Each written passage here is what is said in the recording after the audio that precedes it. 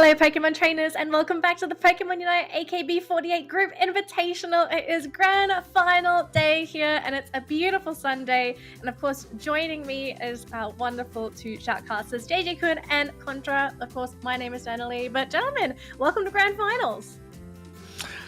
Yeah, we are now here, and I'm just really excited to see all the practices that the fruition of the practices that they've done for the past week. It's been a week since the group stages, so I just want to see the action right now. How about you, Contra?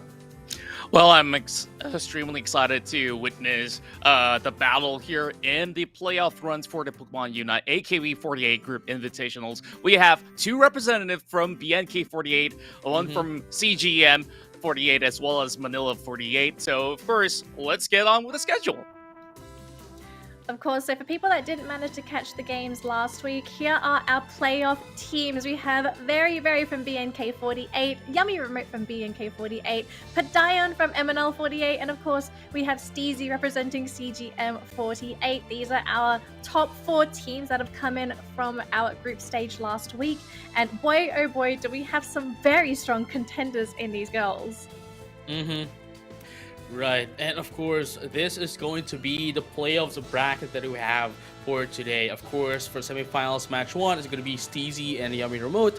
For the semifinal match 2, it's going to be Padayon and Very. As you can see, Very came in from group stage day 1, and SteZie is as well, and then we shuffle it down so that, those who won on day 1 will be fighting off on day 2. And then, we will be moving on to our grand finals, which we still don't know which are going to be, fighting off each other, because we still have to wait for the first 2 matches of the semifinals. And then whoever's going to be winning that would be the grand finals winner.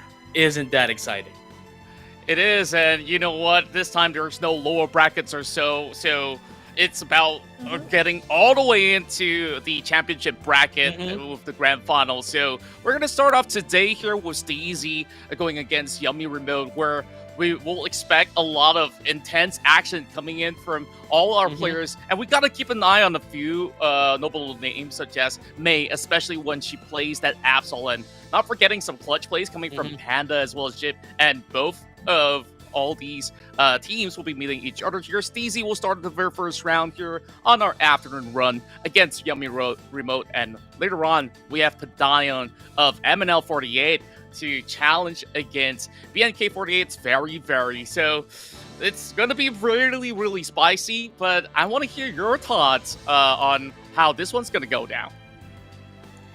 I mean, I think a lot of us, at least all 3 of us, agree that we're kind of hoping to see some new Pokemon make their way into these lineups, right? Because something that we noticed last weekend was that these teams were predominantly running the same lineups for all of their matches. We only saw a little bit of change, but who knows? It's going to be down to the players. Although JJ, he has done some research, and we're going to talk about that a little bit later on. But speaking of research, if you yourselves, our viewers, are looking into getting into competitive Pokemon Unite, this might be the chance for you, because this is an official online tournament that's going to be happening in February. It's the Winter Tournament, and we've already had the Japanese version of this play out. I believe this was last weekend, and we already saw some fantastic plays from there. But I'm very curious to see what the rest of the world has to show off in the Winter Tournament. JJ-kun, I know you're really looking forward to this. I know you were talking in Discord to all of us about it, but man, I'm so excited about this Winter Tournament.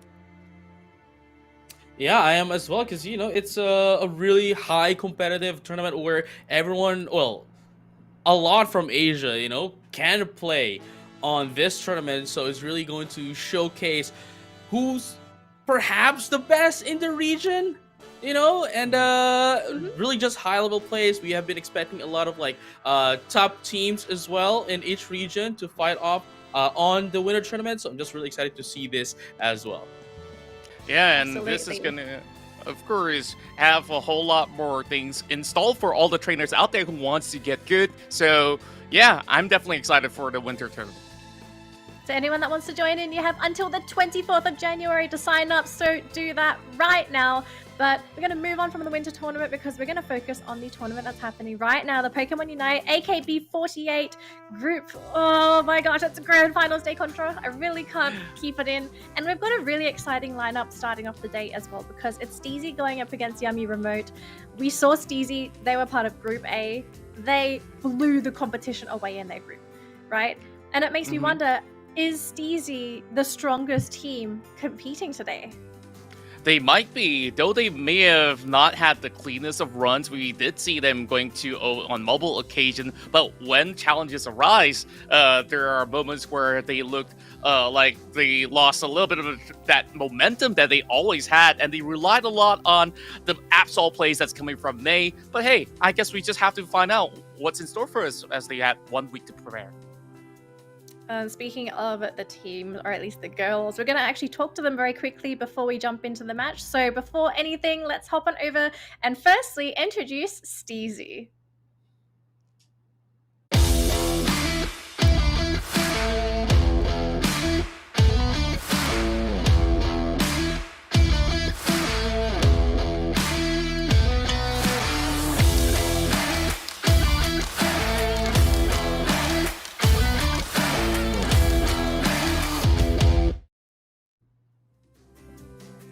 Hi SteZie, good afternoon.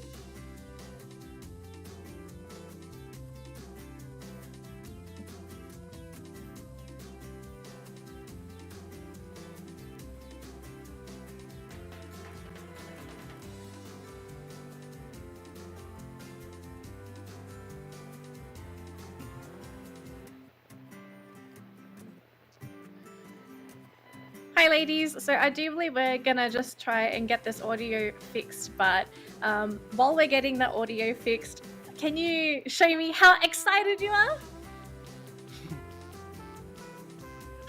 Oh, they definitely are excited.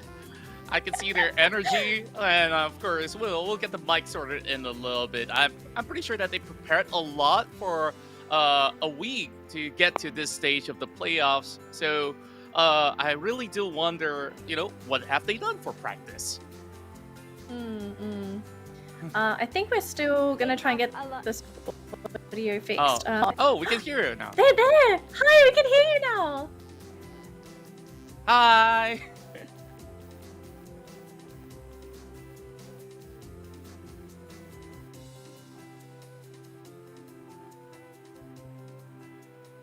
Oops, sorry, I guess we lost them for a little bit, but don't worry, Danily. I believe we'll I think we got a get Rotom. the sound sorted out a on the little bit. loose. Oh, yeah. Pokemon probably have silenced them for a bit, but hey. Hello. We'll get that out of the way. Oh, there we go. There we go. Okay, can we introduce ourselves again? Sure. Of course. Hello, we are SteZie. Hello, my name is Kaning. Hello, I'm SteZie. Hi, I'm May. Hello, I'm Khaiwan. Hello, I'm Kyla. It's great to see you all once again, and it's been 1 week since you've all been playing in the group stages. Now you're in the playoffs. It's an exciting time, and I want to find out on what have you girls been doing throughout the week, and how hard did you guys practice? Actually, we came out with a lot of plans, but we didn't have much time to practice because we have like online class and also exam too. But we trained it really hard, so hope we did good today. I see. I really do hope that all of you will be, prepared for what's to come. So, Danily, any sort of questions that you want to ask Team SteZie before they head into the stadium? Okay, SteZie, I want to ask you quickly, of all the teams playing, who do you think is the strongest team competing today? I think all of them. They All are of really them? good, and we're kind of, yes, we're really nervous right now. Okay, Don't thank worry. you so much, SteZie.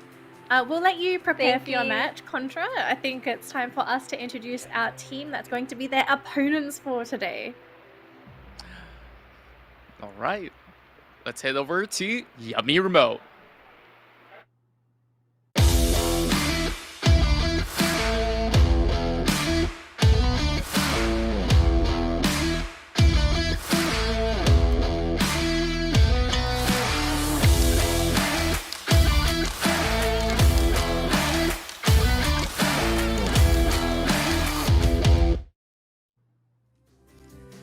Hi, Yummy Remote. Hi, can you สวัสดี introduce ค่ะ yourself once again?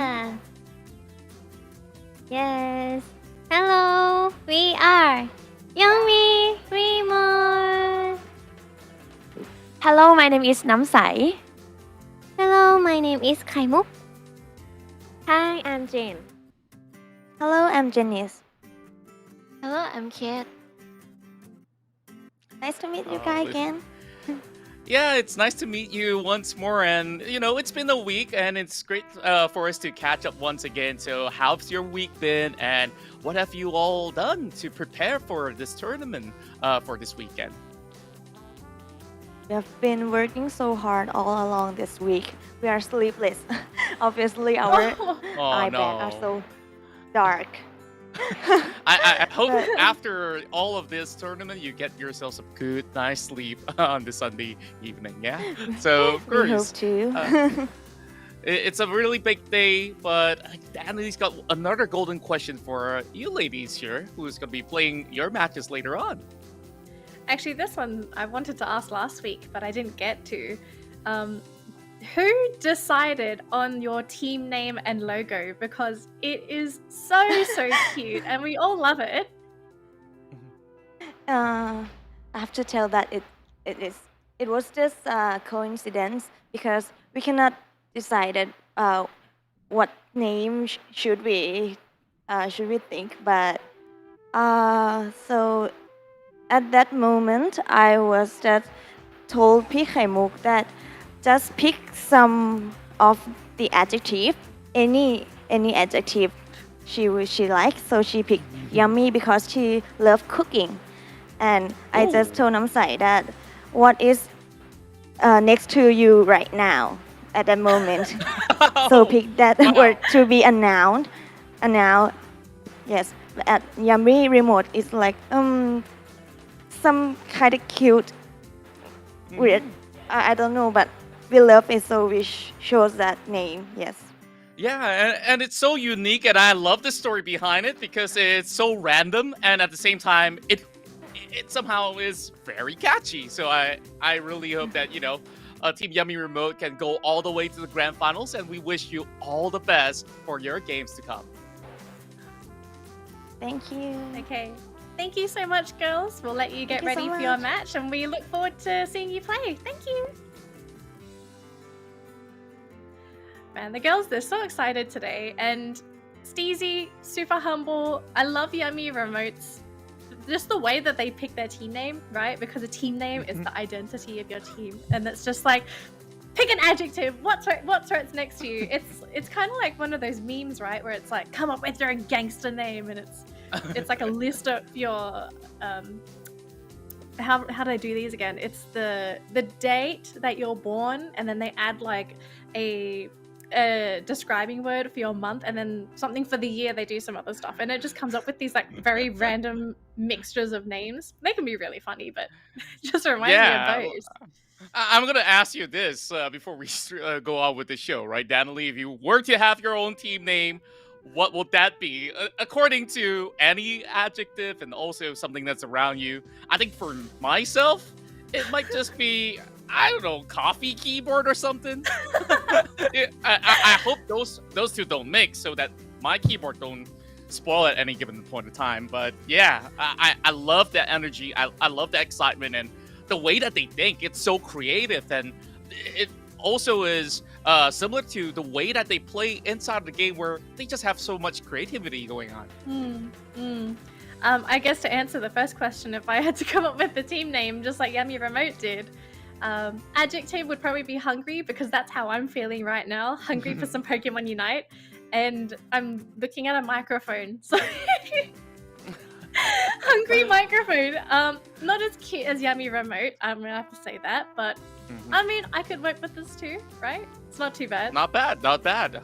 Just hope that you don't have to, start funding your microphone with food. So that's fine. I might need to visit my dentist if that does happen, because I'm very sure it's not going to be very good for my teeth. Anyways, we're going to jump back into this game very shortly, because I do believe SteZie and Yummy Remote, they're jumping into the lobbies now. They're probably thinking about what Pokemon they want to play. And the discussion that we had last week was, are we going to see these teams play different Pokemon every round, or are we going to see them sort of just play their comfort picks? Because there's pros and cons to both, right? The pros of picking the same Pokemon is that you're going to be comfortable with that Pokemon, you'll be in the zone. It's much easier to play the same Pokemon back to back. Whereas if you swap every round, you have to change your play style to accommodate that Pokemon. You also need to change the way that you play, because some Pokemon you can play more forward, some Pokemon require you to play more backwards, and it's sometimes you just make mistakes because you fall back to habits playing other Pokemon, right? But Indeed. Conte, do you feel like we're going to be seeing some changes? Because it's Grand Finals Day. It almost feels like it should be. Yeah, I'm going to get to that in a little bit, but I guess we have to take a look at predictions for the moment. And it seems like both of us are on the same page at the moment. So I'm going to 1, you're going to 0. So you're saying that this is going to be a very straightforward match. Is SteZie just going to power their way through all of this? I feel a bit harsh putting 2-0 for SteZie, but just after seeing them play in Group A on Saturday last weekend, they just seem to be the most coordinated team I feel out of all the girls competing. Even the teams that managed to make it today, the team was so coordinated. I love the way that they moved, and just the overall execution of their lineup. Every player understood what role they played, where they had to be, when they needed to be there. So it's just, they have this next level communication and teamwork that I'm not seeing in some of the other teams.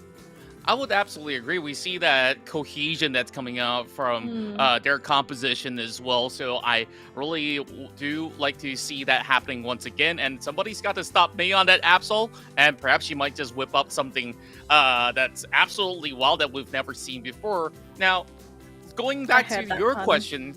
So you mentioned about, what other Pokemons are we seeing?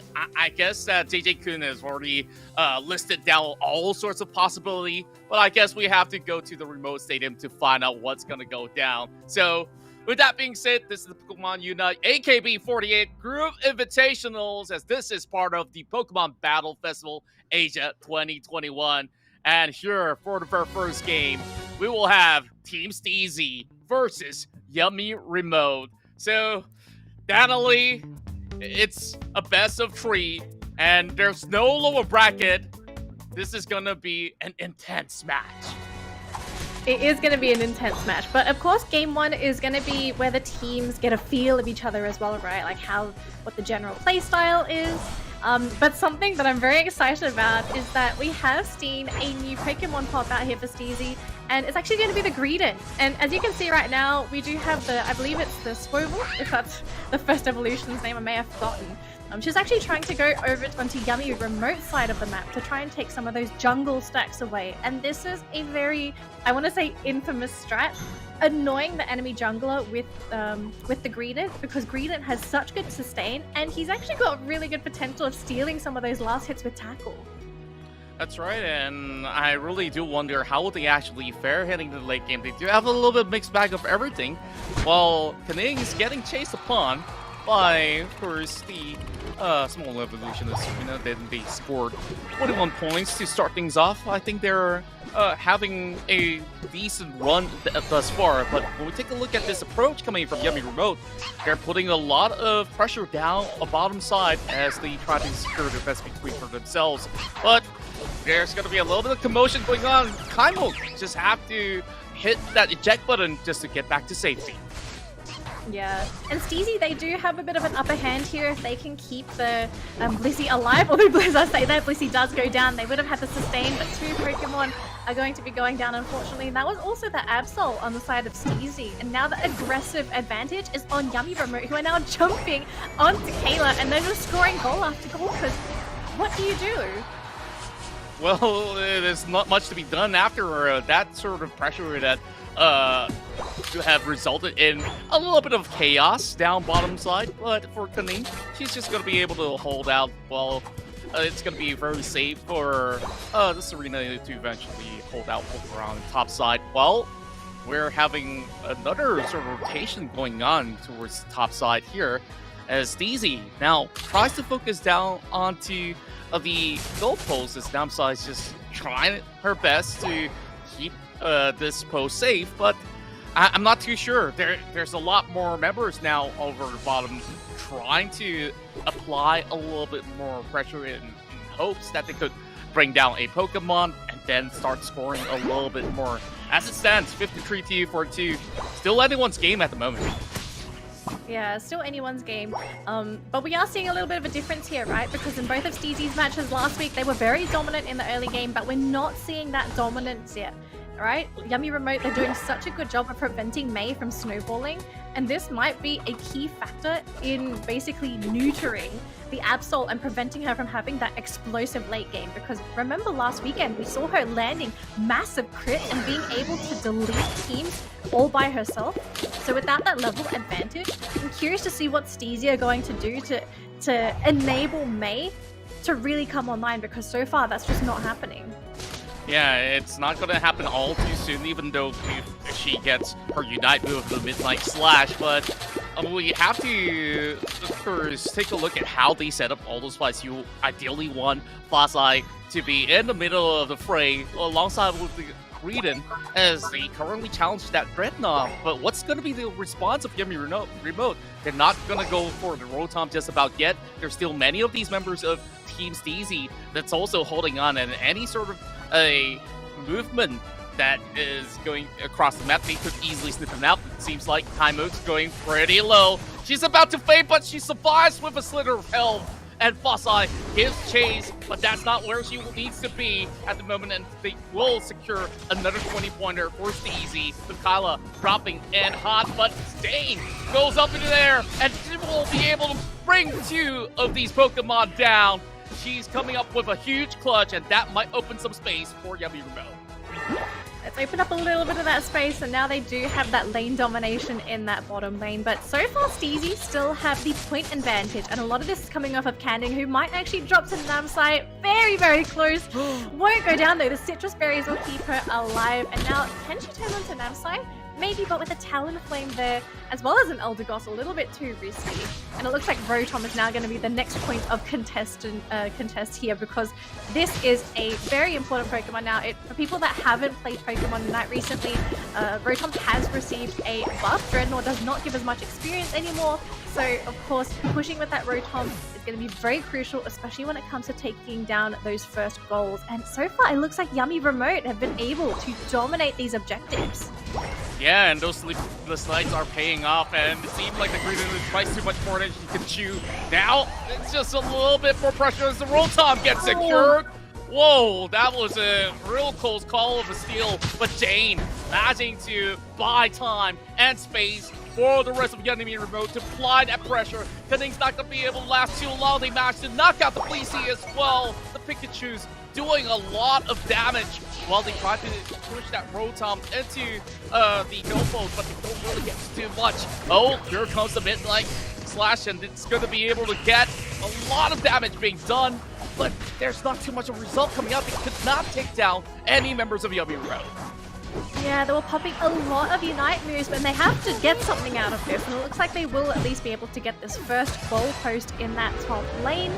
So it's going to be much harder to try and rotate for Rotom up there now for Yummy Remote, but does it really matter? Because so far they still have the Dreadnought advantage, and look at this, they have Pokemon dashing to try and get that the Dreadnought.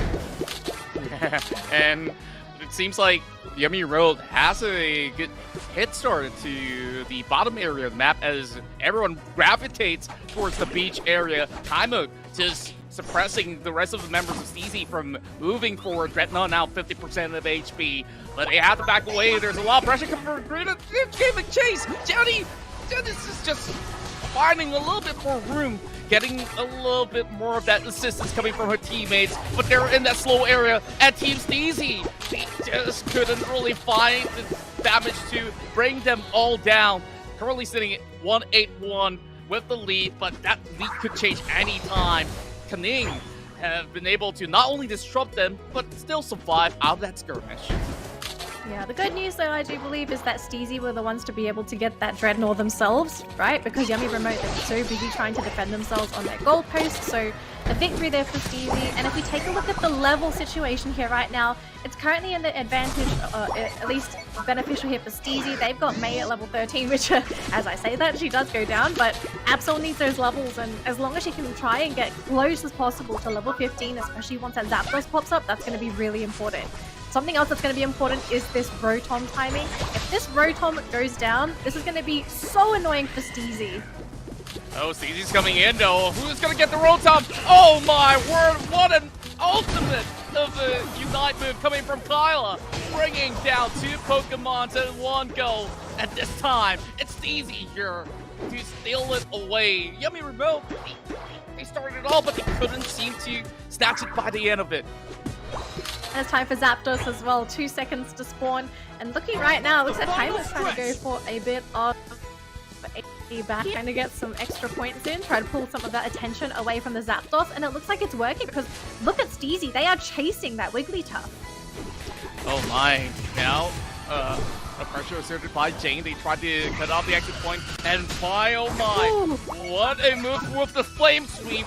And that is the Pikachu as well as the Talonflame, taking down 2 of Team SteZie's Pokemon as they work on the Zapdos, and they're doing a lot of damage, but look at this arena. She's going to be able to hop in. Can she still wait? Here comes Kyla. Her whip her moves as well, going up in the air, and it seems like the Zapdos will go over to Yummy Remote.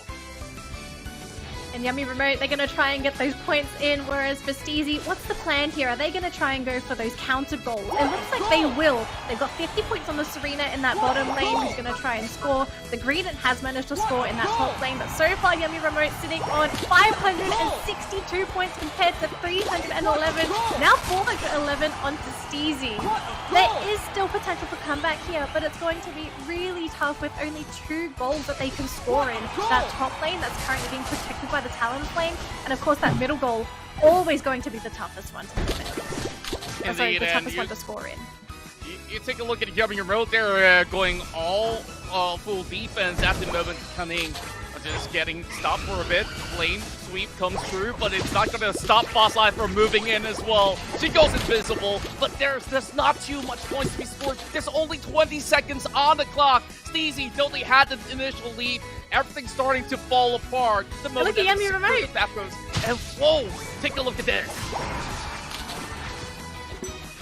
Looks like we're going to try and get these points in with Kate, but the Pikachu as well. It looks like Kate will be able to get that extra dunk in. It doesn't really matter. It's going to go on the way of Yummy Remote. Game 1. Going to be going into Yummy Remote.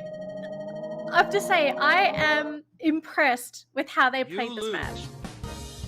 I am impressed as well. Like, I'm trying to digest all the things that happened in this match, and the tempo of play being shown for both ends are just at their peak level.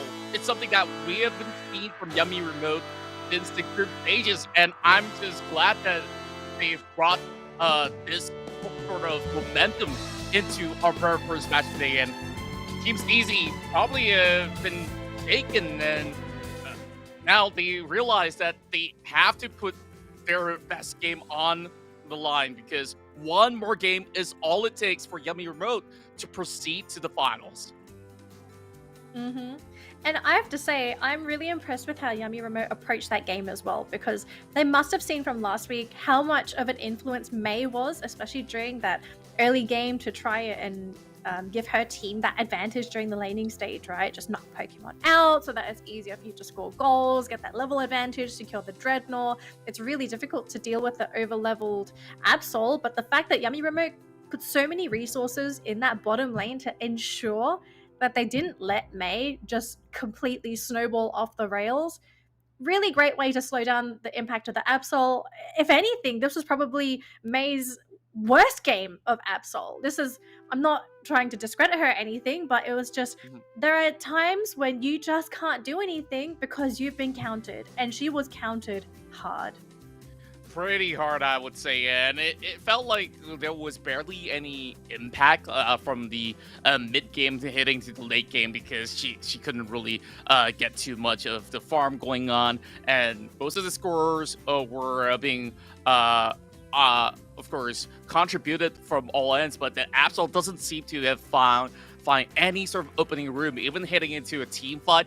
It feels like they've already understood how to, of course, negate all these sort of pressure coming from not only the Absol but the rest of the teammates as well, which doesn't seem like they have too much damage to poke out. And that switch, bringing in things like the Pikachu, is something that has definitely brought the favorite back to the side of Yummy Remote. So this preparation that they had absolutely or drawn from day one after our group stages. So it's great to finally see that, you know, Team SteZie now being challenged, and maybe with that sort of pressure, it's either they make it or break it this time around. But we've seen a couple of times before on those group stage matches where Team SteZie has been able to at least pull it back on the very final second. So I wonder, on the next game, is there going to be any changes at all? Is that Absol going to be swapped out? Because if they're going to go with this sort of run again, we might expect the same results. Yeah, especially considering that they went with the Blissey, right? They wanted Blissey's Unite move, the Bliss Assist, to really power up the Absol to do damage. But I'm going to be honest, right? I think going into the next game, if they go for Absol again, it's going to be very risky because Yummy Remote, they've already expected this. They knew that Mei has a phenomenal Absol, especially if you let her snowball. And looking at Mei's stats, now, thankfully, this is JJ Kun's stats. He put this together. He very kindly put this together for us. And we do have a little bit of information on these players. Now, Absol is Mei's second most played Pokemon, but only leading by one extra battle is Zeraora. So she does have other options to play instead of that Absol. Her third most played Pokemon is Venusaur, which, considering her role, I don't really think you'd want to be picking up the Venusaur for Mei. So I think the Zeraora might be a good option. I'm curious to see if Mei can play any other Pokemon in the jungle. Does she play anything that's off meta? Does she do anything a little bit differently? But I'm really, really curious to see what kind of changes we're going to be seeing, because Mei's influence in this game, it's important. SteZie rely on Mei. Yeah. Yeah, and not only that, there's so many changes that we've seen as compared to a lot of those group stage matches that were shown in the previous week. So we had things like the Wigglytuff as well as the Eldegoss, who has been played by SteZie for countless of games, and maybe they would be bringing that back. They did practice a whole lot of Greedon as well as Blissey, but I felt that it needs a little bit more work, and I think that Greedon as well as Blissey is still a very strong Pokemon that you could possibly come up with a certain composition to get certain leads. But I guess there's multiple factors to this as well, where Yummy Remote, they have this high prior on rotating across the map, and they could easily do that with the Talonflame as well as the Pikachu to move around to get those openings, though a couple of all these objectives may not have gone in the favor of Yummy Remote, but SteZie, their team fight, didn't look as convincing as how they used to look like. Well, this is also the first time that we're seeing SteZie play up against Yummy Remote, so to see this already happen in Game 1, I'm very, very excited to jump into Game 2, which is going to be starting right now. Game 2 between SteZie and Yummy Remote. Let's see what's going to happen. That's right. It might just be one game remaining here for Yummy Remote to take and get their way into the grand finals, or could it be a huge comeback from Team SteZie as we hit directly to the remote stadium to see who's gonna take this game here in the Pokémon UNITE AKB48 Group Invitationals. So we are seeing some changes. So SteZie, they have swapped out the Blissey for a Wigglytuff, and they've actually picked up Cramorant. this is the first time we're going to be seeing Cramorant in play, and that's including last week's matches. Now, Cram is a bit of an interesting Pokemon. He has fallen off in terms of strength from his heyday, which was basically when the game released. He did a lot of damage.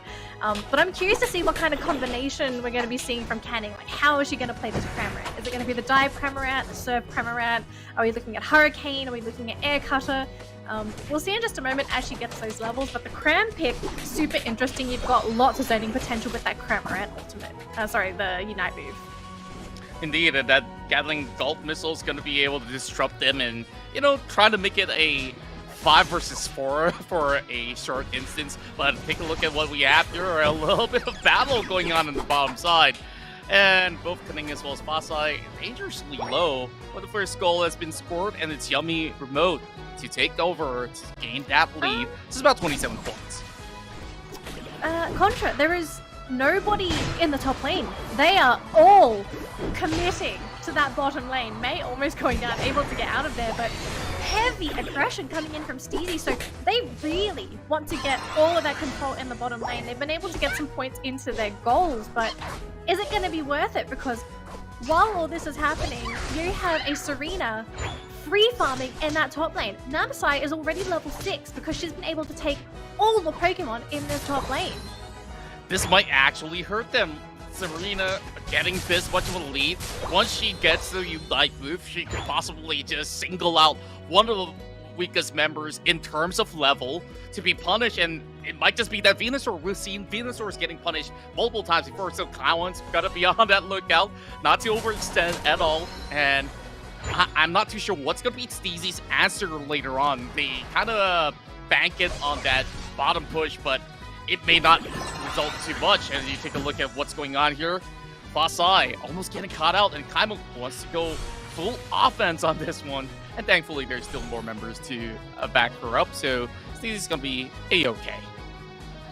They're gonna be A-okay, but I'm wondering if that early game pressure, the fact that they weren't able to get all those knockouts out, if it might hurt them going into this mid game, because you're dealing with a level 7 Serena that's equal to May. May, they're getting a big fat crit onto that Wigglytuff. Will be able to get the KO, but it looks like the Cramorant actually getting knocked out in that top lane.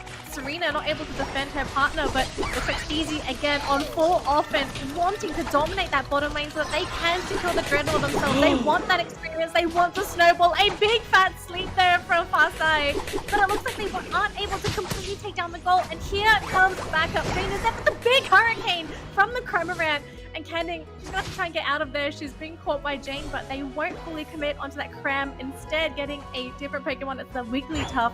And now it's going to be Yummy Remote again, able to put themselves on top of that Dreadnought, and SteZie, they're going to have to steal it. I don't think they can brute force this. This is the second time they tried to brute force that bottom lane.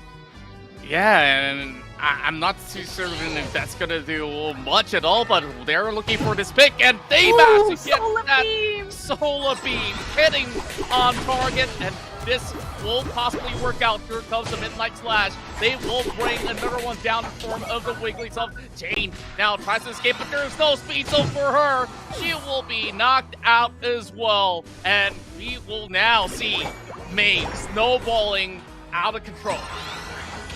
This is what SteZie has been wanting. They've been wanting to try and get this Absol online, and this aggression has finally paid off, but for now, big advantage here for SteZie because they've taken the Dreadnought, the experience is theirs, and they are currently towering over Yummy Remote in the levels department. Now, Rotom will be taken by Yummy Remote, so at least they'll be able to get the goal, hopefully, but it also depends if SteZie wants to defend this, but the snowball's happening here for SteZie, so I'm very curious to see what is the response here from Yummy Remote. Do they respond with aggression in kind, or are they going to play defensive until Zapdos? I guess they have to hold on for now, and Jane forced to use the Fame Sweep to play a little bit more defensively. She did manage to score a little bit more for Yummy Remote, but at the cost of another member's Pokemon, so we'll have to see how would they challenge the rest of SteZie, who's possibly putting a little bit more pressure back to the top lane this time. May getting double team, and there's nothing much that May could do out of that situation. So here we go, we've got the full cram build. It's going to be the Surf Hurricane build, so lots of disruption. Actually going for the gold missile with Jane! Oh, just deleted. Canning, just turning on top of her. This is a very scary build for the Camaran. Now, the reason being is that there is a lot of control. And one of the things that Absol loves is that she loves teammates. I don't know if Absol or she or he, it doesn't matter. But Absol loves any type of crowd control. If you can stun her targets for her while she does those big crits, then you're going to be in for a good time. So this combination of Crammer and Absol, very, very strong, as long as the Cram or the Absol isn't basically deleted within the first 3 seconds of a fight. Yeah, and if that's not enough, you always have the Venusaur being prepared to just unleash that full force of the power of that Solar Beam on top of those team fights. Oh, that cam works out! And Yummy Remote, they might catch all of them! And it seems like this is going to be a tough bout here, especially when you still have that Wing Club on the forefront. So the camera was the first to fall out of that team fight while May has to back off, not having enough health. But Yummy Remote will lose Wigglytuff in that process, and this is where they have to challenge the Dreadnought once more. They utilize a lot of Unite moves, so I'm not sure if this is going to be a good case scenario for Yummy Remote to take over control, but they do have Namsai soloing that Rotom. It's gonna be stolen. Who's gonna get the steal? Oh, it's gonna be. Oh, they get it. SteZie will be able to get the Rotom for themselves. They steal it from Namsai, whereas down in that bottom lane, they are currently brawling for that Dreadnought. So I don't know if they've actually been able to take it out as of yet. They are still trying to wrestle for it. Get a bit of a fight, but it looks like the Rotom's gonna be able to weaken that top goal.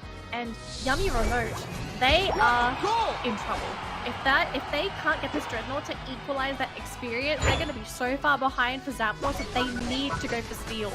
One of the biggest discrepancies in the build in the team compositions right now is that SteZie are loaded with damage, whereas Yummy Remote, they have a lot of utility. They do, and just take a look at how they've been juggling with this pressure. At this time, the Carol gets taken out once more. The Solo Beam hits, and the Pikachu is gone. Then this is where it gets so dicey. Members of Yummy Remote, they haven't had full bars of health to contest for that Dreadnought, and that bottom side battle seemed to be endless. But I was really shocked of that steal on that Rotom as we go back to that 1-versus-1 mirror matchup of this arena. It was perfect timing from Kyla with the descent. And that's where she managed to not only zone out Yummy Remote's side, stealing away that Rotom, they now extend that sort of lead into something that's going to be quite substantial as we head to the late game. And Zapdos now being attempted by Yummy Remote. And it looks like for now, Yummy Remote, they're going to try and go for some backstab points here, but looks like Canning is going to be there to cancel with the Surf and the Hurricane. Namsai, big damage, also caught with the CC, trying to get out of there, but Kyla on her tail. So Yummy Remote, they wanted to try and go for these backstab goals, but you saw SteZie, they had Pokemon parked in that bottom goal, they had the camera in the top lane, they were prepared. And with these knockouts, now it's going to be an uphill battle for this Zapdos. And if anything, it looks like SteZie, they're going to try and do this the easy way. They're not going to try and take Zapdos out because, of course, that's going to be risky for themselves. They're going to defend it. And they're going to make it tough for Yummy Remote to make that comeback happen. Risky plays coming from Jane and most of the members of SteZie. They try to apply pressure. Zapdos now less than 50% of health, but they will go in for the reset as they manage to get the catch onto Basai. Only 4 members left for SteZie. Make that 3. And Yummy Remote takes over control. Could this be yet again a huge comeback for them to secure this Zapdos? But here comes Faye from the back. They try to go in with a Midnight Slash, but it will be SteZie here that secures that Zapdos. And instantly, Faye dumps in 100 points. That was all because of Kyla. Kyla was able to get that last hit, but it looks like we're going to get some counter goals here from Yummy Remote. They managed to get 200 points in from Namsai. So now we're sitting at 391 for SteZie, 323 for Yummy Remote. It's now going to be the defender's game. 82 points from Jane. 72 from the Cramorant. This is going to be super close. It is, and I wonder whose game will this be. SteZie did manage to get that final dunk, so let's add all the points up, and it will be SteZie here that equalizes this series 1-1, and now it will be one game left to see which team advances to the finals. I love this change in strategy from SteZie. So not only did SteZie go for a cops when it came to team composition, but the overall playstyle absolutely changed. I was blown with the thought that they would actually go for that 5-man bottom lane, because they really wanted to get that goal broken open, so they had the advantage for Dreadnought. They managed to do it. They, even though there was a level 6 arena on the other side of the map, they said, it's okay, right? Like, the goal is to snowball, and they were able to snowball. And I think Yummy Remote were completely caught off guard. In the time, if I went up against a composition and saw them just 5-manning, I'd think whoever's in the top lane is just having complete free fun. Like, I wouldn't be too worried about it. But then as the game went on, they realized, like, wait a minute, that 5-man really hurt us, because effectively what we did last game, that was the counter to counter that snowball, and this round we let that happen. Yeah, and they realized that the threat doesn't really come from Namsai in particular, so they definitely seek out what seemed to be the core issue. And it seemed like in the very first game, they were having a lot more problems down the bottom lane, and this is where, you know, that pressure definitely have cracked a certain area of play of how Yummy Remote responds to the situation as such. And, you know, that curveball with the Cameron as well, I think that was definitely a pleasant surprise to have heading into our playoffs here. Now with only one game, I wonder if there's any more sort of surprises. Maybe not too much coming from SteZie, as they finally found something that works. But what about Yummy Remote here? Because they've been playing basically the same sort of strategy that they had for game 1. So maybe it's time for them to make amends. I definitely felt there was a massive difference in damage output from both teams, right? Like, there were a lot of damage-centric Pokemon on the side of SteZie, especially with the changes. Especially in that second game, I almost felt like Yummy Remote, they had a lot of utility to lock Pokemon down, to survive the team fights, but their damage output, it was more along the lines of consistent rather than having that big burst of damage, which is what SteZie really thrived with their composition last round. So I kind of feel like we should be expecting at least 1 or 2 Pokemon changes. I think the Eldegoss is really good at sustain, but sustain only works if you're able to outlast your opponents in those team fights. That's right? true. And it doesn't matter if you have healing. Like, if you can't out damage them, what's the point? That's right. Like, the burst was immense, especially when you see the Absol flying in, and then you have so many other things to factor to those sort of team fights as well. So I guess another change that we were, of course, surprised with was how effective that Venusaur was for SteZie in that previous match. So as we take a look at the highlights once again, this was where you managed to catch, you know, that 5-man rotation down bottom to initiate upon those members of Yummy Remote. I thought my eyes were playing with me, because I was looking at the top lane. I thought, like, oh, maybe the 2 icons are, like, right on top of each other. And then I saw, like, wait, there's 5 Pokemon down in this bottom lane. It was very bizarre, but just, wow. It really, really just caught Yummy Remote off guard. Love with some cheese in the afternoon, and then there were so many of all these sort of dives onto the bottom post, where even though they were in the speed zone, they only bought a little bit more time. And yeah, even if you take out that weekly tough, it's not going to amount to much, where Jane tries to come in with a counter initiation. They did manage to get a few members off later on, but they managed to put in that triple digit of a mark just by the span of 4 minutes. So that was how they set the tempo up, and of course get many of all these core Pokemon on Team SteZie side to start ramping in those numbers. Yeah, and from then on, even if you pick off May for once or twice, it won't matter when team fights. I feel like maybe one Pokemon that they might need to consider changing on the side of Yummy Remote might be the Pikachu.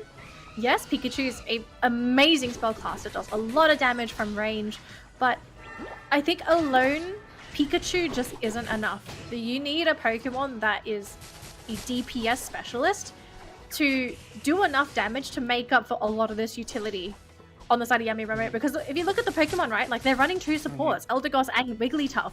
Yes, Wigglytuff is an aggressive support, can set up for the team with the Sing, can also provide the team shields, but Wigglytuff's damage output is very lackluster, because it's like the best way to describe it. Yeah, So she's it's like, more defensive than offense anyway. Yeah, so I feel like they have to decide, like, if they want to continue with this two support Pokemon composition, you need the damage to come from somewhere, and Serena isn't it. Like, I feel Serena, she does decent damage, but she's more for, like, setting up for your team and being able to sustain, like, consistent damage. It's not that big bursty damage, like Venusaur, for example, with those big fat solar beams.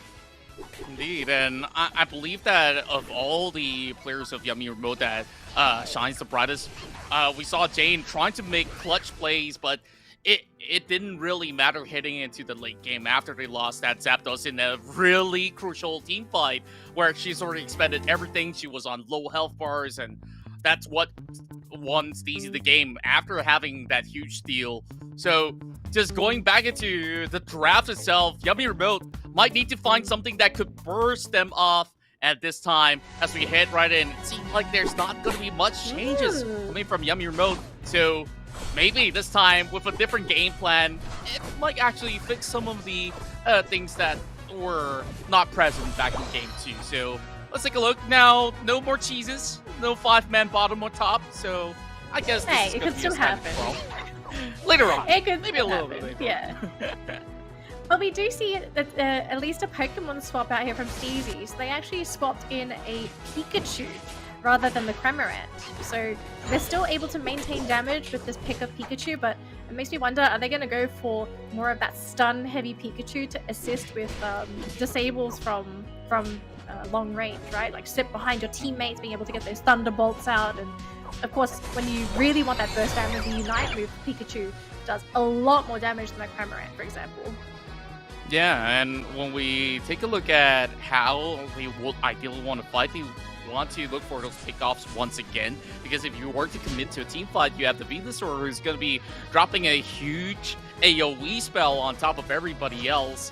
Now, a little bit of a challenge down bottom, as we are looking at Yummy Remote getting the head start, taking out that Pikachu. Yeah, Pikachu wasn't expecting that. I do believe Jane was hiding in the bush and Pikachu walked in. What can you really do? Pikachu doesn't have an escape unless you use an eject button, so canning went down pretty quick there. But this is a really, really interesting choice actually on the side of SteZie. So it would be kind of predictable, right, to go for this 5-man in that bottom lane again. So for them to not do it this time, what are they going to do to prevent game 1 from happening? Because looking at the team right now, right, it just looks like a clone of game 1, with Yummy Remote being able to keep their lane stable, and we know what happens if these teams are of equal levels.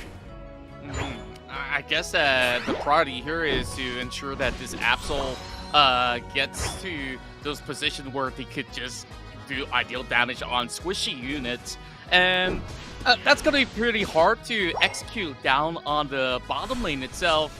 Maybe when it comes down to a Dreadnought fight, this Absol has to go in for a big flank. She can't just go directly into the battle like how she went in for game 1. It's just not going to cut it when you have Kaimuk who's ready to put people to sleep. So it looks like for now we're going to be seeing an ambush here from Yummy Remote. It looks like Farsight was not expecting it, and Pikachu going to be sent to babysitting service, it seems, back to the fountain. Going to have to make a run back, but so far Yummy Remote completely dominating this bottom lane, and this is the power of their Eldegoss and Wigglytuff. But if equal levels, these two Pokemon alone are going to easily out-sustain SteZie, because they just do not have that same level of healing from the Eldegoss. The Eldegoss is healing as well as the movement speed as well. Super, super great moves. But now it's going to be the Dreadnought fight, and look at the positioning so far. Yummy Remote camping on top of that Dreadnought. How does SteZie even get in there? May's not there. Beats me. I have no idea, and Kaning just doesn't want to face check anymore, but she has to do something about it. They managed to bring Jane down to 20% of health, and I think that's about good enough. You want to slowly poke them all down, and look at May's position. She's ready for that big flank that we were talking about. Just buying a little bit of time, maybe spot out that Pikachu or that low health Talonflame, and That might just be good. Kyla already initiating on this, and this is where Yummy Remote gets another pick on Pikachu once more. Oh, I kind of saw that coming, unfortunately, but it looks like May, she is trying to go in there with the Unite move, but she just can't finish anyone off. Oh, the Solar Beam! The last hit, able to get that last pick off, but they will lose the Absol in the process. So yes, you got that KO, but does it really matter once you've lost May? Don't think it really does. Still going to be Yummy Remote to dominate this bottom lane with the numbers advantage. Meanwhile, look at who's occupying on the top lane, though. Kyla just single-handedly brought 60 points back to the team, and I don't know, somebody's got to start attending to this. Yes, there is the Dreadnought, which is going to be crucial for anybody to secure, but this is going to be pretty hard to deal with this arena later on, and somebody just got to handle this situation, but they're not sending anybody up top at all. They just want to pick fights after fights, and here goes another one. Now side, the next one to be taken down, and May finally finds that opening, and the Thunderbolts are coming through. It's not going to be enough, though, but here comes the Flame Sweep, dropping onto Kaning, and this is the Birds of Prey trying to get everything sorted out as they push them all back. Easy. Couldn't really get much, though. Kaimuk now getting picked off, overextends all the way back, and Yummy Remote does not respond. They can't respond, and it seems like Yummy Remote may have stuck around down here too long because Kyla finally coming in for this action. And look at all of this damage coming out from SteZie. They will be able to get that last Unite move in from the Ignis up, so Farsight won't go down, but now a lot of Unite moves have been blown, and a lot of low health Pokemon. Kaimuk coming in with the Sting. They will get 2 eliminations up on the side of SteZie. It's 5 versus 3. It's going to be an uphill battle here for SteZie. Unless they can somehow get a Dreadnought steal. They still have the Venusaur, who's actually not Venusaur yet, still a Ivysaur.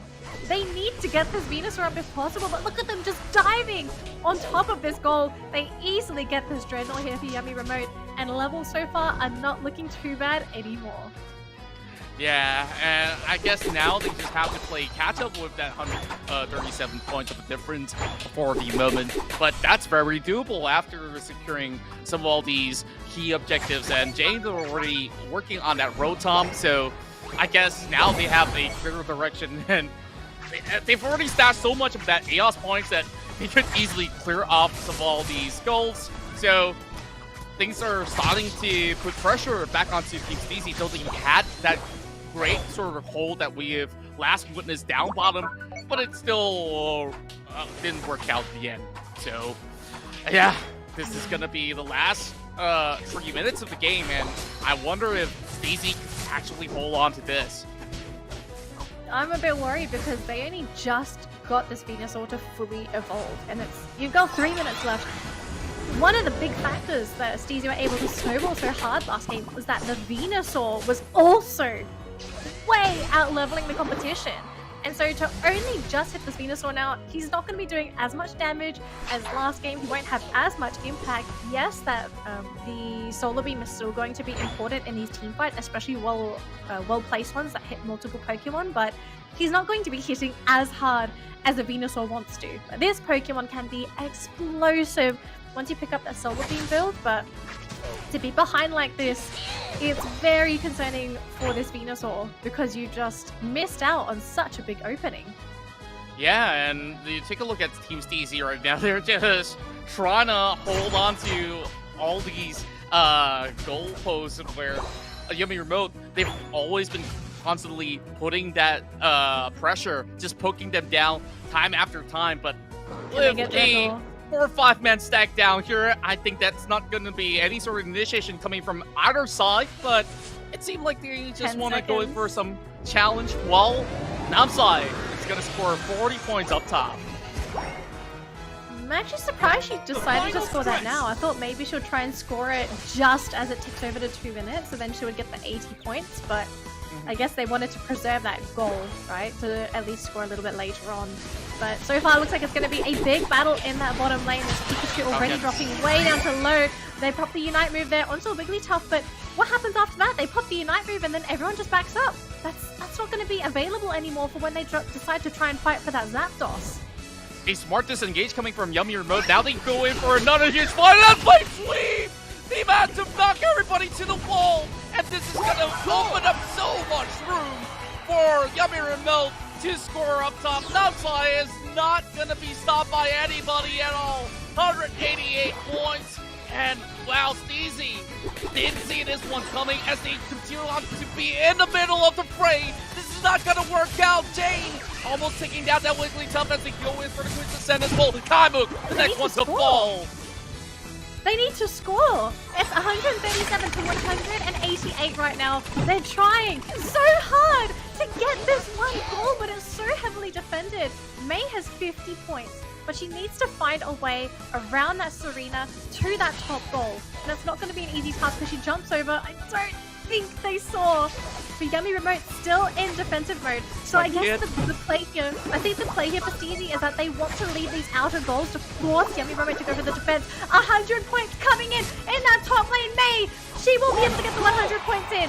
237 to 188. Now it's up to Yummy Remote to get these points in themselves. And remember, this is a goal in that bottom lane. What's the play for Yummy Remote? It looks like it's going to be that Zapdos, but can it get stolen? It's not going to get stolen. Yummy Remote going to get it. And now SteZie, they need to either defend here and all 6 points are going to go in. 100 point dunk for the 1 second. Keep rushing in. No. I think Yummy Remote may have gotten this. I'm not sure. Honestly, it's SteZie. Did you just see how the backdoor worked out? Yummy Remote. Wait. Oh, it's Yummy Remote. Oh, okay. I'm confused because it's a different side. So it's Yummy Remote. That last second clutch. That was all they needed. That was all they needed. Astounding. Oh, I thought I might have needed to call the hospital. Oh. Just look at the emotions of Yummy Remote on how much this win means to them. And now, here are your first grand finalists. She could not hold her feelings anymore. Same goes to Kaimuk.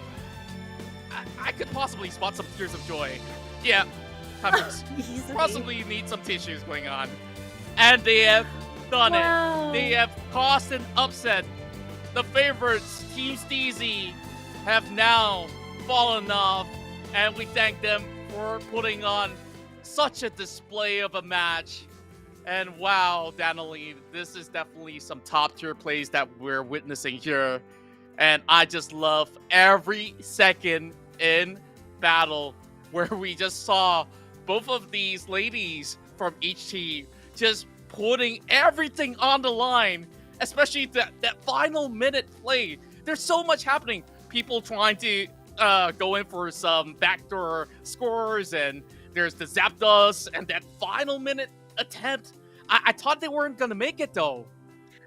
I didn't think so either. I thought that it may have just come down to that clutch 100-pointer coming in from May, but they get the Zapdos, the most important objective. They got the Zapdos, and because they got it, the instant scoring is what got it for them. If they weren't able to get the instant score, and a lot of Pokemon were holding on to a lot of points as well, they needed to get the channel in. And it's so hard to get channels in when there are Pokemon literally sitting on top of the goals, just smacking you left and right. But what an ending to that series. Yummy Remote going to be our first grand finalist for today.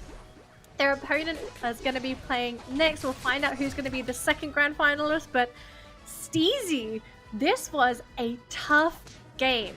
They were not able to snowball like they did in that second game. The Ivysaur was Ivysaur for basically 7 minutes, which is very uncharacteristic for that Pokemon. You really need to put levels into Ivysaur to be that really hard-hitting Venusaur. That didn't quite happen, and they just didn't have that same level of explosiveness as that second game. Yeah, and not only was the Ivysaur having a lot of tough times here, like we saw how many of all these moves they could easily avoid that Solar Beam from a mile away. And on top of that, they've been able to suppress that Pikachu from time to time. Kaning has done quite a number of phase check that kind of costed them the objective down on the bottom lane. When Yummy Remote secured that Dreadnought, they felt a little bit more confident to start challenging them on most of all these skirmishes, and I felt that, you know, was there any sort of things that could possibly do better in some of all these team fights? maybe just have a clearer decision making on whether if they should commit to a fight would possibly bring better results. Where we saw, a little bit of mixed priorities when they dived in one after another. They could have gone in tandem. So, yeah. It was quite the game, but SteZie possibly devastated after losing by such a slight margin. I mean, it's tough, right? Especially to lose such a close game, and it's the third game of the series. You don't have that second chance. But you know who does have a second chance? It's Yummy Remote. Congratulations, ladies! You guys gave us such a heart attack that game. How are you feeling? Because Jane, did you cry? Because it looked like you were crying just now.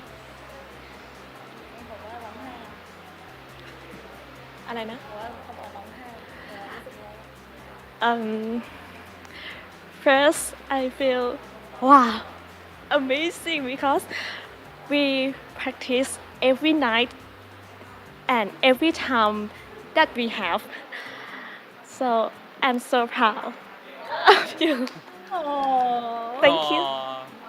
And finally, the results have brought you all to the grand finals. So what does this mean to your team and also for the fans that's been supporting you throughout this journey?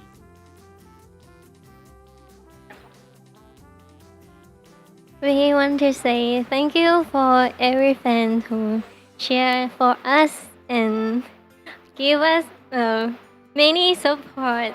That's very help. Means a lot for us. And we're gonna try our best in the final match. That's right. You go, ladies. And of course, all the best for your final game in the grand finals run later on. So we give you all time to catch your breath. And of course, wish you all the best for your grand finals matchup. Thank you very much. thank you so much. Wow, Contra, this is just the first series of the day. We've just started, and already we have had a back and forth series between two very, very strong teams.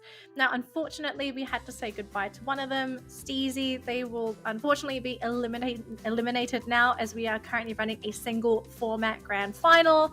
But we do have another series after this because Yummy Remote are going to be finding out who their next opponent is going to be. And this is going to be a very exciting one. I know JJ Kun is looking forward to it. It's going to be Padayon going up against Very. Yeah, and we've seen both of all these formidable sides coming with great strategy and, of course, great teamwork on top of that. Then I'm looking forward for this matchup. I know that JJ Kun is eager to cast this match, and I know who's he's already siding, and I just hope to witness a spectacle of similar sort on this very first series to happen again.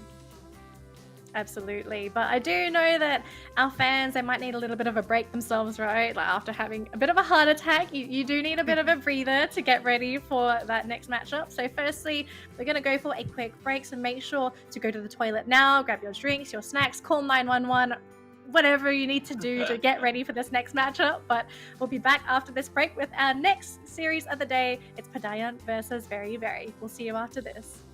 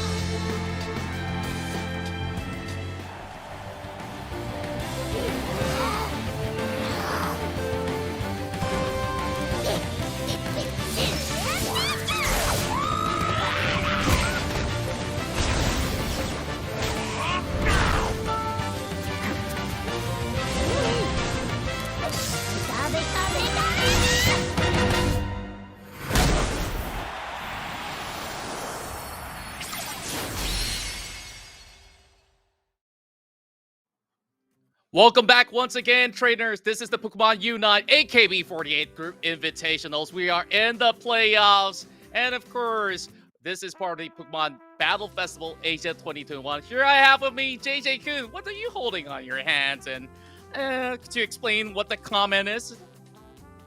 Oh, seems like you're muted. So, yeah, there you go. I'm sorry. So what I'm holding here are receipts.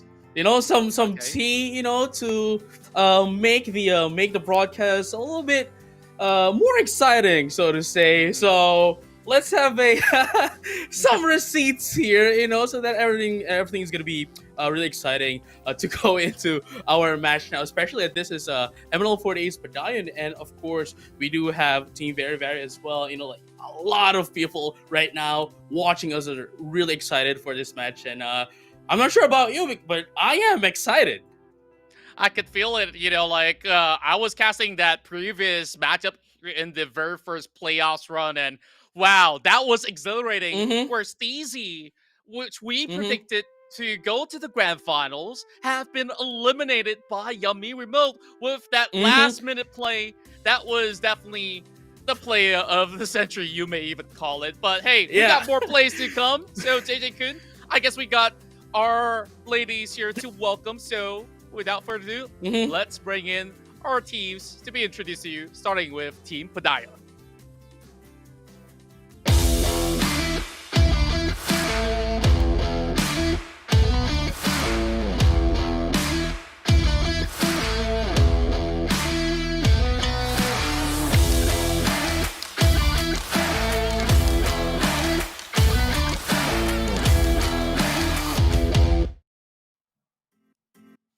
Hello. Hello. Hi. Hey, Hello. Isabel. Hey, what's up? How have you been? Hey. I'm pretty good. How are you guys? We're Definitely good. We're excited. good. Yeah, we're JJ? good.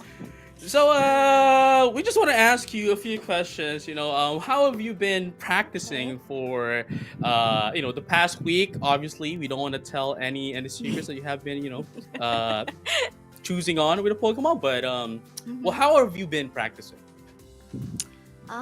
We've been practicing pretty good in my opinion, because last week my members were pretty low when it comes to terms of ranking. Like in specific, my member Claire was only great, but so far within a week, one of my members was able to reach master rank, which was at the gym, and Kath is almost also master. She's at ultra right now, and they've been ranking pretty quickly in my opinion. In a span of a week, a member was able to reach master. So that's a pretty big Right. flex in my opinion. I would say so. I mean, I'm still grinding my way to masters, and you all did it within a week. Yeah, of course, kudos to everyone working pretty hard at Team Padayon. So, any sort of expectations that you have set on this very first series heading to the grand finals? Probably. Well, it's no secret everyone's keeping an eye on my Dragonite. So, if anything, I'm expecting to see a lot of people trying to find a way to, I don't know, deny me from scaling. Let's see. Oh, I like this. I like this confidence from Isabel. But hey, you know what? Before we head to your opponents, do you have any messages to your to Very Very? Actually, like 2 nights ago, me and the girls were practicing, and somehow we were able to queue against Very Very, two of their Wow. members, and we had fun. How It did was that fun. It was really cute and fun, and I enjoyed it. And if anything, I'm excited because we'll take it seriously again this time.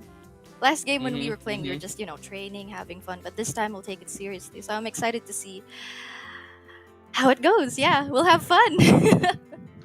All right. have fun Yeah. with the show. Well, that's gonna be it, Isabel. All you have to do is so long, and we'll be seeing you Yeah. after this game. Okay, bye-bye. All right. Goodbye. See you. All the best. And of course, please welcome Team Very Very into the show, and they'll be going up against Team Padayon.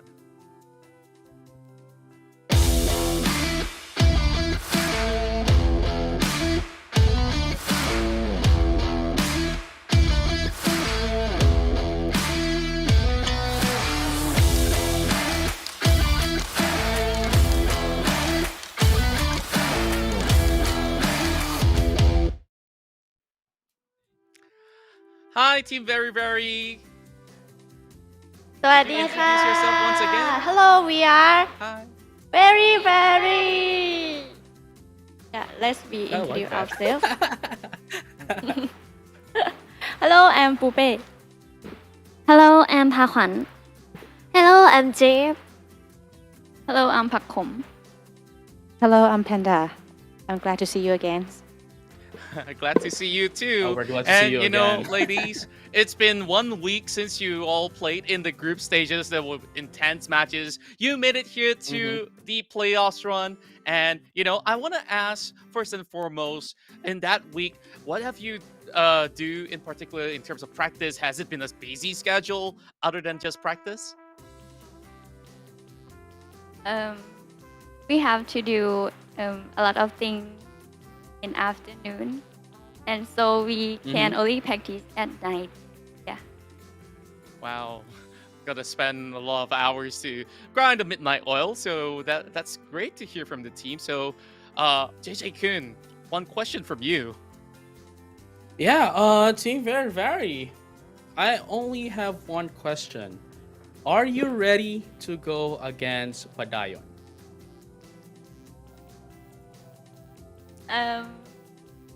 I think we are so very nervous and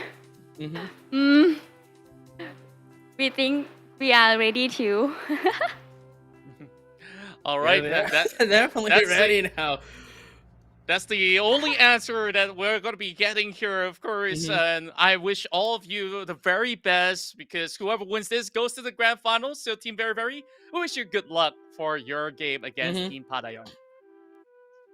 Thank you. All right, yeah, we'll see you later, Team Very Very. So good luck. But for now, Contra, it's just you and I. Really exciting matches. Who do you think is gonna be winning this one? Okay, we're diving straight to the predictions already. Now, I know what's your prediction. It's been very consistent. I like that. Do you and though? I Do you do. And this time, I'm gonna side with you two because I love the interviews with Isabel. She's always been great to talk to, and that is not the only reason that I'm convinced that Team Padayon will be making it true. You just look at the sort of the amount of hard work she's describing, like them grinding to masters. They had a match with Team Very Very, and now still wanting to prove even more. Although it may not be a clear-cut answer as to how they're going to get to the grand finals, but I do think that it's going to be a close one in the form of 2-1. Right. I mean, especially if we're gonna be basing it off solely for their gameplay on the group stages, I think Padayon here really has a really good chance against Team Very Very. But Team Very Very here, they have been practicing a different set of lineup for Pokemon. I'd have to say with the current lineup right now that they're practicing, it's a direct counter to Padayon's lineup. So if Padayon won't have any major changes, I think Very Very here would give us a pretty damning game against Padayon. But still, I'm still gonna be siding with Padayon because obviously we've already seen how they play, and both of the teams, and basing off of that, we can get a little bit of a mathematics here, some statistics that suggest that Padayon would have the advantage against Team Very Very. Yeah, and I guess that sometimes the stats don't lie, but you can always pave the way for what's about to happen here in the present. Yeah, we might have seen that Team Very Very had slightly more of a rocky run to get to where they need to be here. Like most of their matches, they may have actually dropped one game, or sometimes they do get 2-0s in between, but it hasn't been the most convincing of run. And yeah, you heard about the busy schedule. We definitely do forgive them for that. And of course, we love all of the ladies here that have been putting all their hard work to, of course, entertain all of you guys back at home. So when we take a look at compositions, right? You mentioned that it's a direct counter. So let's take a look at the stats that you've, of course, gathered for everyone here. Right. We saw Jib really going huge on that Talon Flame, and I don't expect that to be much of a change. But if there were to be changes, what do you think that Jib will bring at this time? Right, so Jib here from Very Vary has been practicing Dragonite, which is actually quite surprising because like after that group stages, a lot of them, not just Very Vary, but a lot of them has been practicing Dragonite. And then of course we do have Panda, previously using Crustle, has been practicing the Mamoswine and Pupe with the Wigglytuff, practicing Cinderace and Serena. And then of course Pakwan, we have the Serena, but is practicing the Wigglytuff. And then Pucom, using the Sylveon and the Sidewai, has been practicing the Pikachu and the Sylveon.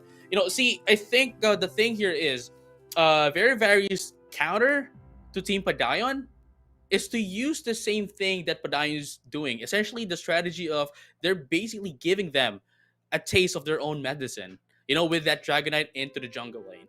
So, with just a few more seconds left contract, I am just really excited to see if they would be sticking with their group stages lineup, or will they be choosing to go in for the lineup that they have been practicing for the rest of the week?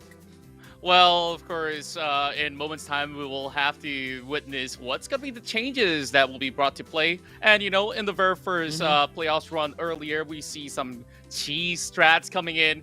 I want to see some of that this time around. So, for those who have just joined us here in the Pokemon Battle Festival Asia 2021, this is, of course, Pokemon UNITE, and it's the best of 3 here in the playoffs. Team Padayon versus Team Very Vary.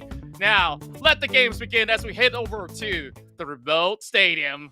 And is this what we expect here, JJ-kun? Yeah, definitely. as we mentioned, Pupe going in for the Serena. This is definitely what we expected. Jib with the Dragonite, of course, into that of the. I like. Wait. What's happening? Padayon 1-2-2 rotation right now. Serena and Wigglytuff into the bottom lane. Dragonite in the jungle lane, and then there goes the Crustle of Mio's Crustle to invade, to delay Jib's Dragonite. I like what they're doing right now. They're making sure that their medicine would be given back to Very Vary. And look at this right now, with the help of the Focus Band as well, to ensure that Mio is going to be able to sustain themselves. This is really amazing. This is something else. Look. We haven't seen this before. It's a Isabel's already Isabel's already a Dragonair, where Jib is still not evolved.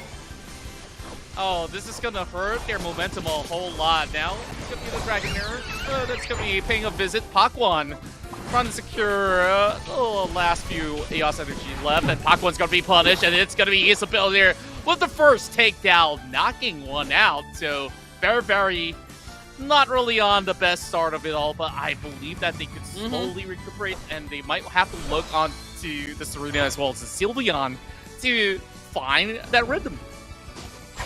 Right. Unfortunately, we weren't able to see, the battle items for the teams here. But based on our research,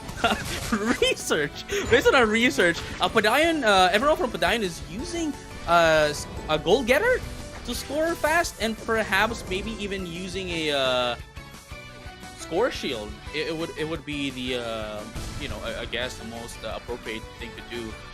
Especially with the goal getter, helping them into the late game to score in. But man, this is really amazing. Padayon not only has the advantage in terms of XP, but also has the advantage in terms of pressure on all of the lanes. Yeah, and as we take a look, Padayon is just full setting up top. It's going to be a double team against Pupe here that will be able to last. Hyper Beam so early into this matchup here, and you take a look at the other side, it's going to be a Dragonair not being fully evolved, and I don't know, can they challenge the Dreadnought, which is about to spawn in 15 seconds time? Mio doesn't really care, she doesn't have full health bars, she's still going to be able to outlast this skirmish as the Crustle pushed them all the way back. Oh, look at that. One more thing. One more. Hyper Beam coming in from Isabel. And now Isabel is currently in the Dragonite. Jib here still needs one more level to get the Dragonite for them to scale up and help into the team fight. As you know, what call this, to maximize their stats basically. And now we have the Dreadnought now up. I think Padayon here would be able to get this. I really like the change from Claire here. You know, previously Claire has been running out of team fights, you know, using that Sing with the wigs up, but now Claire is using that as a way for them to defend their objectives. But look at this right now.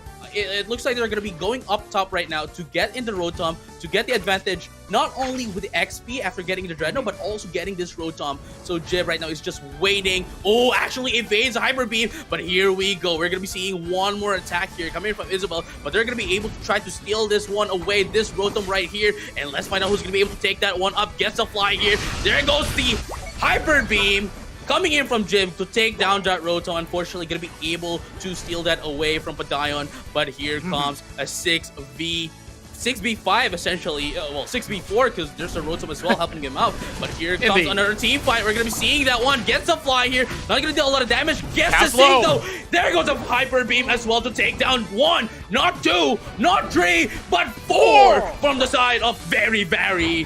Really amazing play here from Padayon.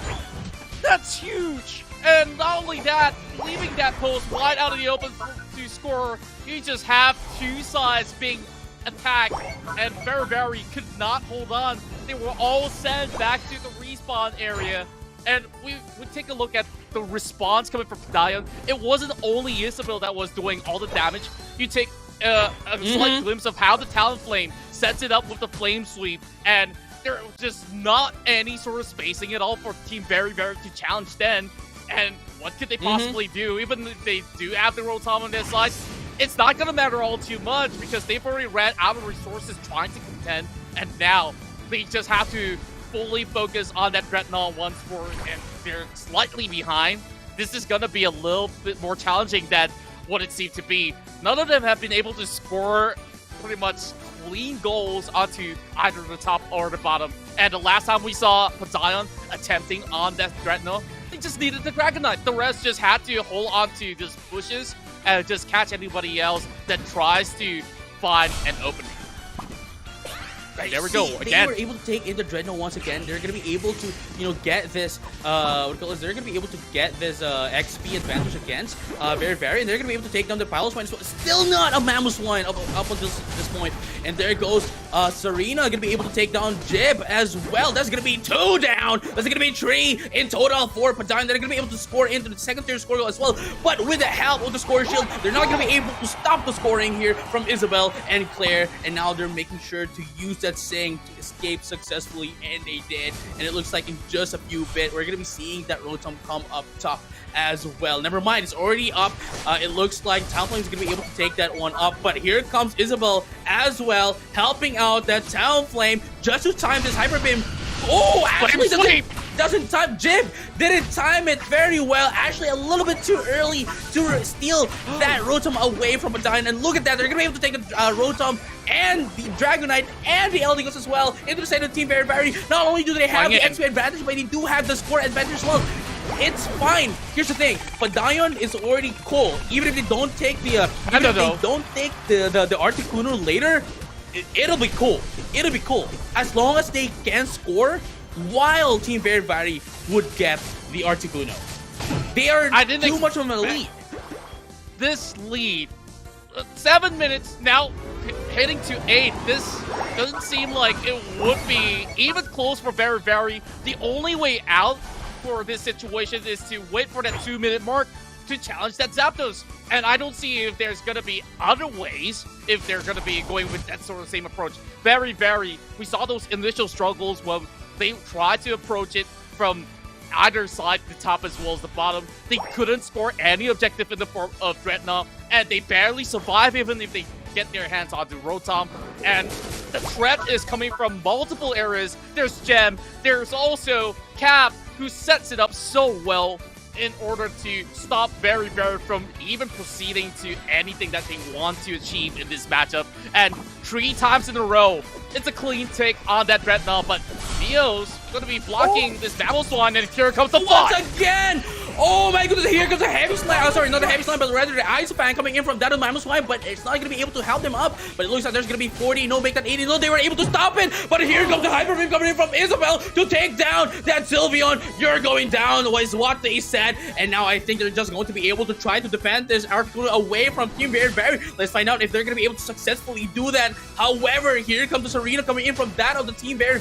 Here comes the Sing as well. Poop is going down. Here comes the blast coming in from the mouth of Isabel. It's gonna go down once again.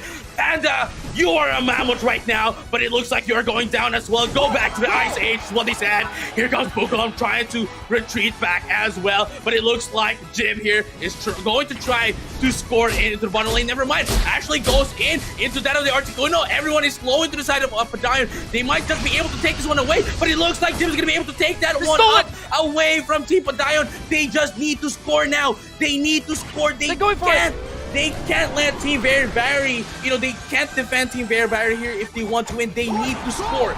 They need to score against Team Very because if they can score quickly, it doesn't matter even if they take the Articuno, but Dyna's still going to be able to win this one away with quite a mile of a score. My goodness. Direct, are you watching? Are you watching? Contra, look at this. And this is just going to be a really tough bout for Very to put in those numbers back. Even though they stole that Articuno, the time frame is not going to be enough. They did break open the post over the top lane, but now everybody's defending down bot. How long can Claire hold on? Here comes backup arriving, and it's Cav to try to stop it all. They managed to break open the first goal post down bot, but there's only 8 seconds left. That might just be enough for Padayon here to secure game 1. Time's up. My goodness. I have no words for that. Lose. Can I just say one statement though? One step for a team. Right? One step for a team. A huge leap for Padayon. See, we have the stats, right? We have the stats, Contra. We have the stats. We have the math and all. But again, even with all those research, right? The gameplay itself varies. The gameplay itself is not, it doesn't go one way. And definitely, Padayon showed us that, hey, you might have been, the others or whoever might have been able to research us has been pinning on, Isabel's Dragonite, but going into the game itself, it seems as if they still don't have an answer against, Padayon in general. Or should I actually put it in a different light where Team Padayon, I wouldn't say over-prepare is the right word, but they definitely have came with all of their equipments, ideas, all on the line. Now, of course, putting pen to paper here on this very match, you saw from minute 1 that challenge in the jungle to stop that Dratini from doing anything at all to evolve much slower as compared to Padayon, who's got free farm in the jungle, and you just got to give applause to every single member of Padayon for crafting these sort of approaches on how you want to negate the enemy team from snowballing into a threat. So once that's true, you just saw Isabel feeling so confident to take everybody on. It's like, yeah, you can try to counter my Dragonite, but I got somebody else who's gonna do the rest of the work for me. Right.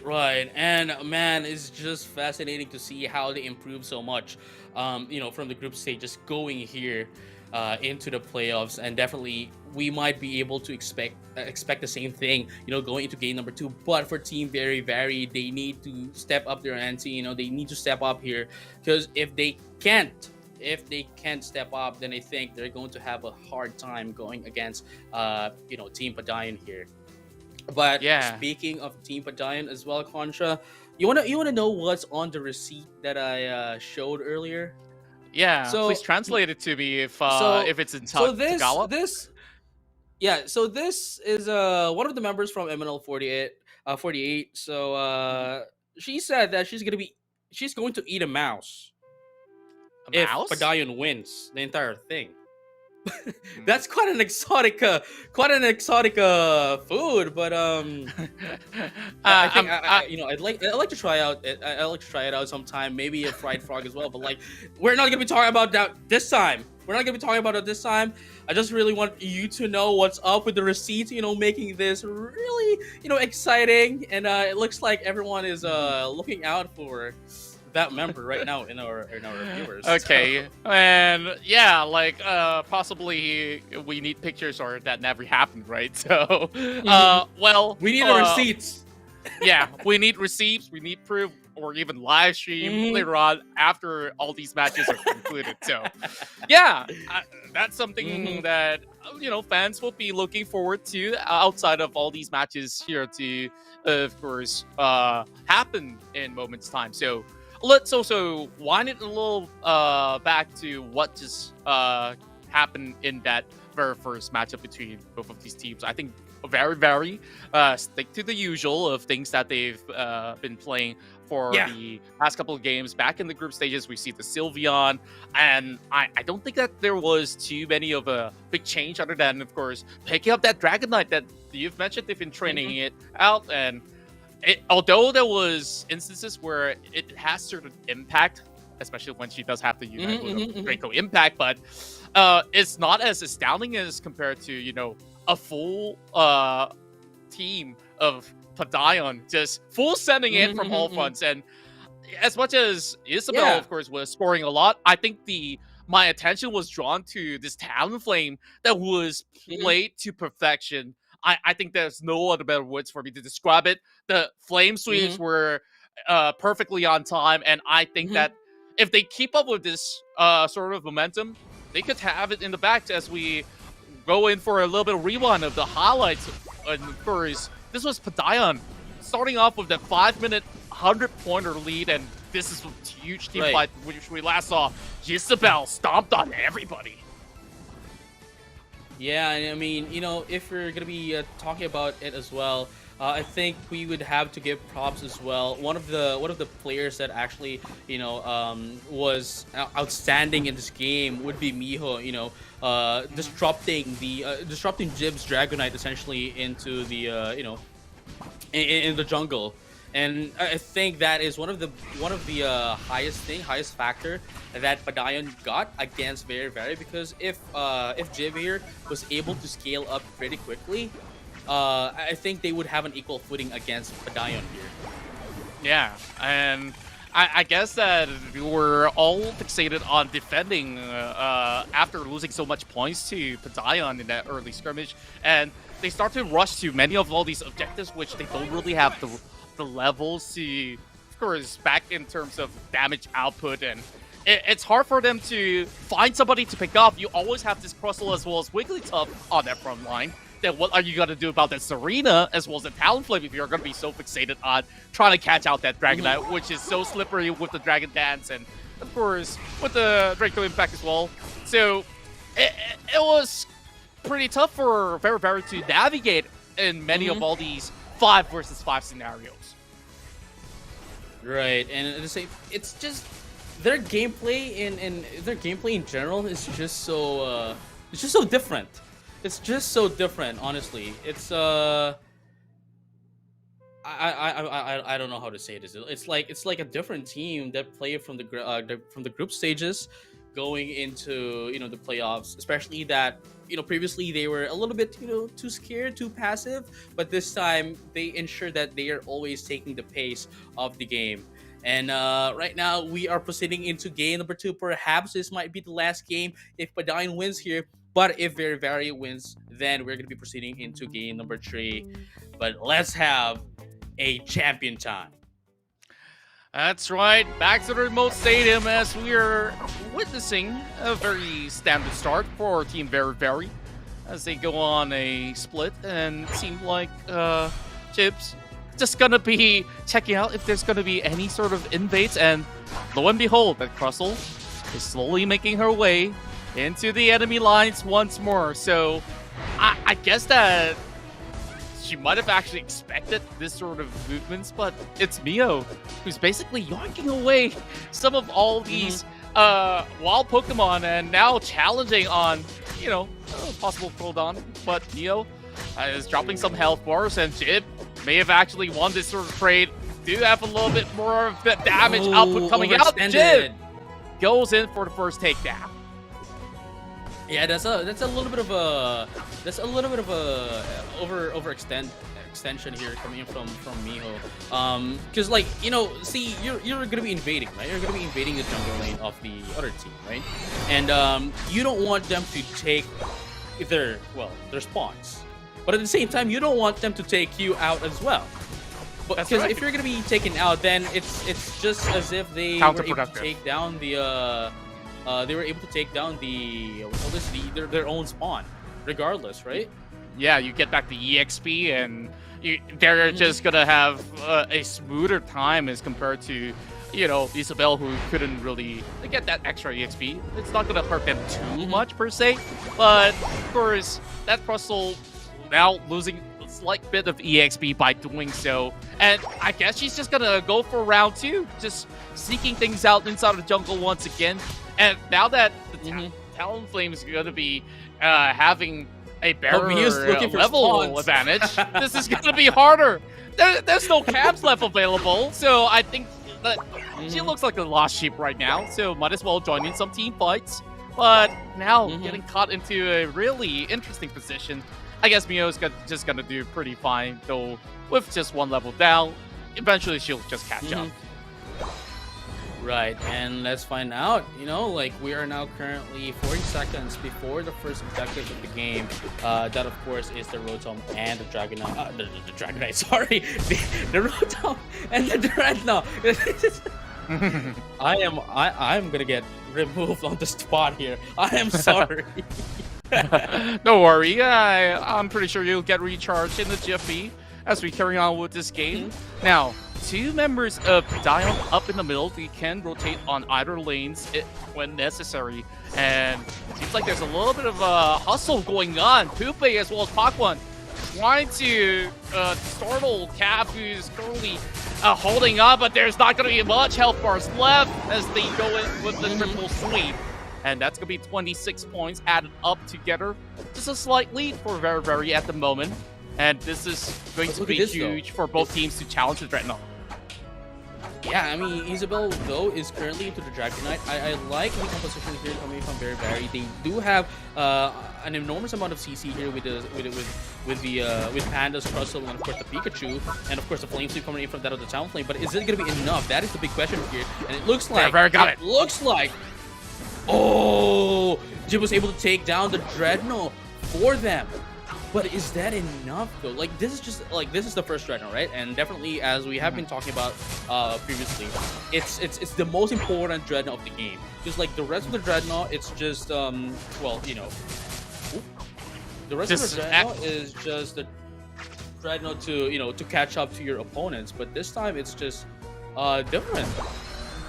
Yeah, and I really gotta comment on what Panda just did there to set up for that Dreadnought. You saw 2 members were zoned out, the Wigglytuff as well as I believe it was the Serena that was trying to get in as well, not having much health bars to get deeper into that pit, and therefore there was a better opportunity for Very Very to come in with the steal. Now they're gonna go for something that's pretty much a standard pick, but that's 40 points coming from Padayon as they rush towards the top, and Isabel has been able to open up the first goal post as they will get a little bit more of a room to rotate. Then Isabel plotting for a flank Jib, diving inwards, and this might just be the perfect setup. This is gonna be hard for them to get anything off, but Padayon, they're holding them back, and they're just waiting for that golden opportunity to strike and score the 4 goals. Panda just trying to knock them all back, but that's not enough to stop Padayon from getting all these points as they take down the first goal down 5. Right, and here you go. It looks like they're going to be able to try to stomp in here against Very Very. Oh, actually used Thunderstorm to no avail, and actually used one attack here to take down Serena into the side of Padayon. See, this score right now, 227 to 186, is still, that not that far off. but it could go worse. You know, it could go worse. You know, Team Very here could still get more points, especially that nobody's going into the Rotom. We're currently at a 4-minute mark. It's definitely going to be coming out in 20 more seconds before the Zapdos comes out. So it's going to be it's going to be what do you call it? An issue. You know, a question of who's going to be able to take down the Rotom before the Zapdos later. I think that would give a huge opportunity to anyone, to any team that would be able to take that one up and provide a lot of pressure as well. But Cat here needs to be really careful here, really low on HP, gets a fly. I think they just need to allow the Rotom here. Oh, never mind. It looks like everyone is going up top. And Isabella currently into the back door as well, trying to catch up into the Sound Flame with the help of the Dragon Giants. Still not going to be enough, however, to catch up. I think they're just going to be able to go back. And as I mentioned, they just need to bring down the Rotom into that of the top lane. Second tier score goal into the top lane. Since it's not really going to be doing them a lot of a damage. Yeah, and it's gonna get a little bit harder for them to find areas to score now that the map's wide open. You've only got the second tier goals open up for the taking. So 1 more minute before we have our major objective coming up online, and Mio already setting it up as they spot out Pukov, who's trying to get into the Vespi Queen camp, and quickly with the rest of the Padayon members being around, they will be able to stash up all this energy, and you're going to be stacking it up until you get to that 2-minute mark to right in. And Draco Impact drops in, but it's not going to do all too much to Poopy. Now they go chase, and they take down Cav, and with that sort of opening, this might just set them up for some success for those upcoming objectives that's going to be spawned up, and starting with the Rotom up top. I'm not sure I'm a fan of what Isabel just did, with the Draco Impact going into the second score goal, just because of the fact that number 1, the Zapdos is coming out in just a bit. And number 2, you don't have a Unite move, right? You don't have a Unite move going into the Zapdos fight. So yeah, that's actually quite... Oh, never mind though. They were able to steal down the Rotom. Never mind what I'm not a fan of, because they're gonna be able to take down that Rotom and gonna be able to help them up as well. But it looks like Poopy right now is going to go in on the Zapdos, trying to check in for an enemy. It looks like nobody's here, and I think they're gonna be starting this Zapdos as well. But everyone is complete here. They can't allow this. Very here, if they want to still keep on going, they need to be able to get a team ace here against Padayon. But let's find out if that's going to be able to do it. Look at that fly, counter fly coming in from Divya. But there goes the Thunderstorm. And Flame Sweep is going to be used. Mio looks like going down. There's going to be 1 down for Team Padayon. There goes an 88 points coming in from that of the Serena downtown, and there goes another 100. It looks like Very needs to be able to stop them here. Isabel's gonna be able to. Oh, never mind. It wasn't Isabel, but it was Gemma who was able to take down that Crosshill as well. It looks like they are currently in the lead in 203 points. But are they gonna be able to take this Zapdos away from Very? Because they need to secure this. If Very can secure this one away from them, then Padayon is going to be losing this one, but it's not what's going to be happening. Miho is going to have the last hit into the Zapdos, and they just need to run away, do the score goals to score in, but there goes the X-Scissor to try to stop them, and here comes another score coming in from Padayon. They are just widening the gap here. Is Team Very going to be able to catch up in points? Never mind. The 50 points is going down. They need to be able to stop this arena from getting that 100. Oh, they are currently on a very bad position right now. There's only like less than 100 points in lead for Team Padayon. They need to be able to stop. Oh, never mind. Well, Pac-Man doesn't have any points here. Just less than 10 seconds. They won't be able to score in. It looks like Padayon's going to be winning here 2-0 against Team Very, and is going to be proceeding to our grand finals.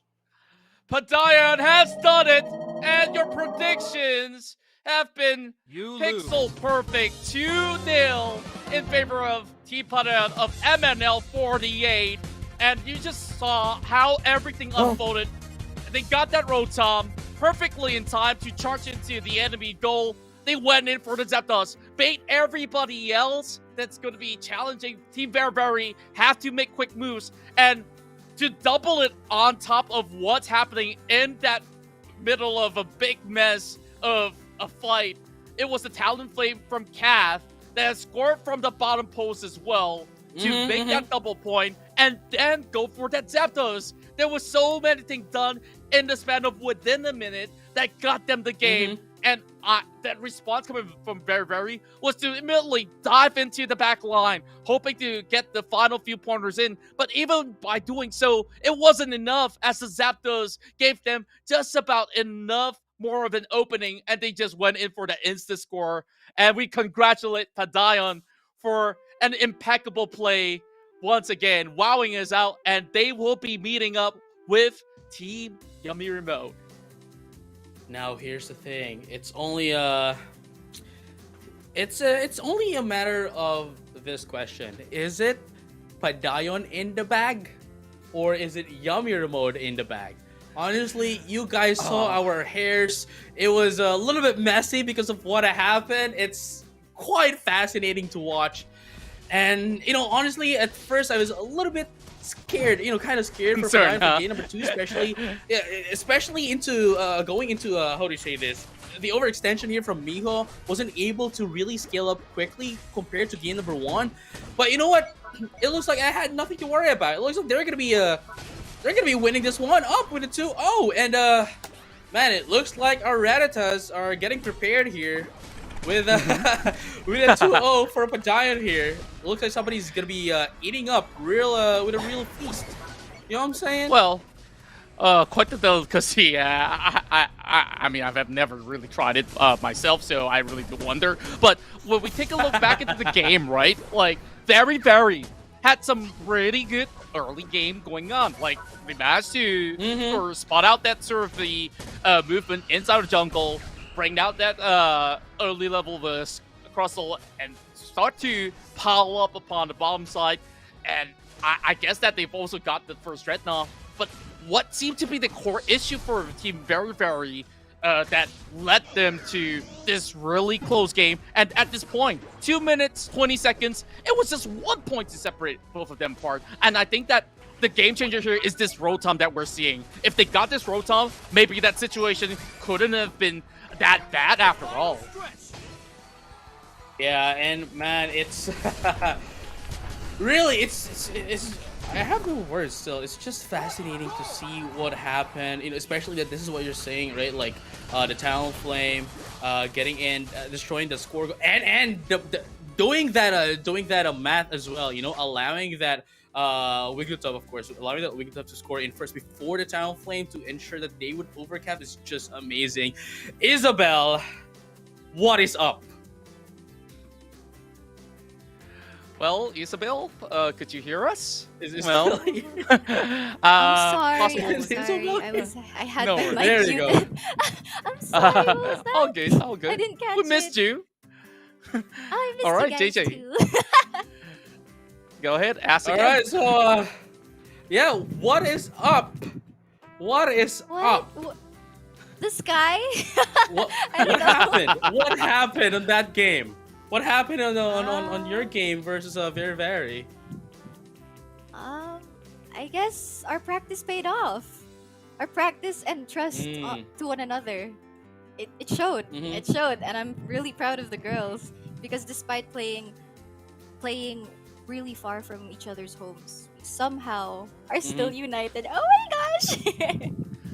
Yes, you all are, and I really love those creative ideas when we saw, that sort of invade into the jungle, disturbing their enemy speedster in there, and that, of course, got you all leads for game 1. Game 2, however, like, there were a little bit of challenges, so talk me through, were there any given point of time that you felt like, oh no, there's a chance that they might take this away?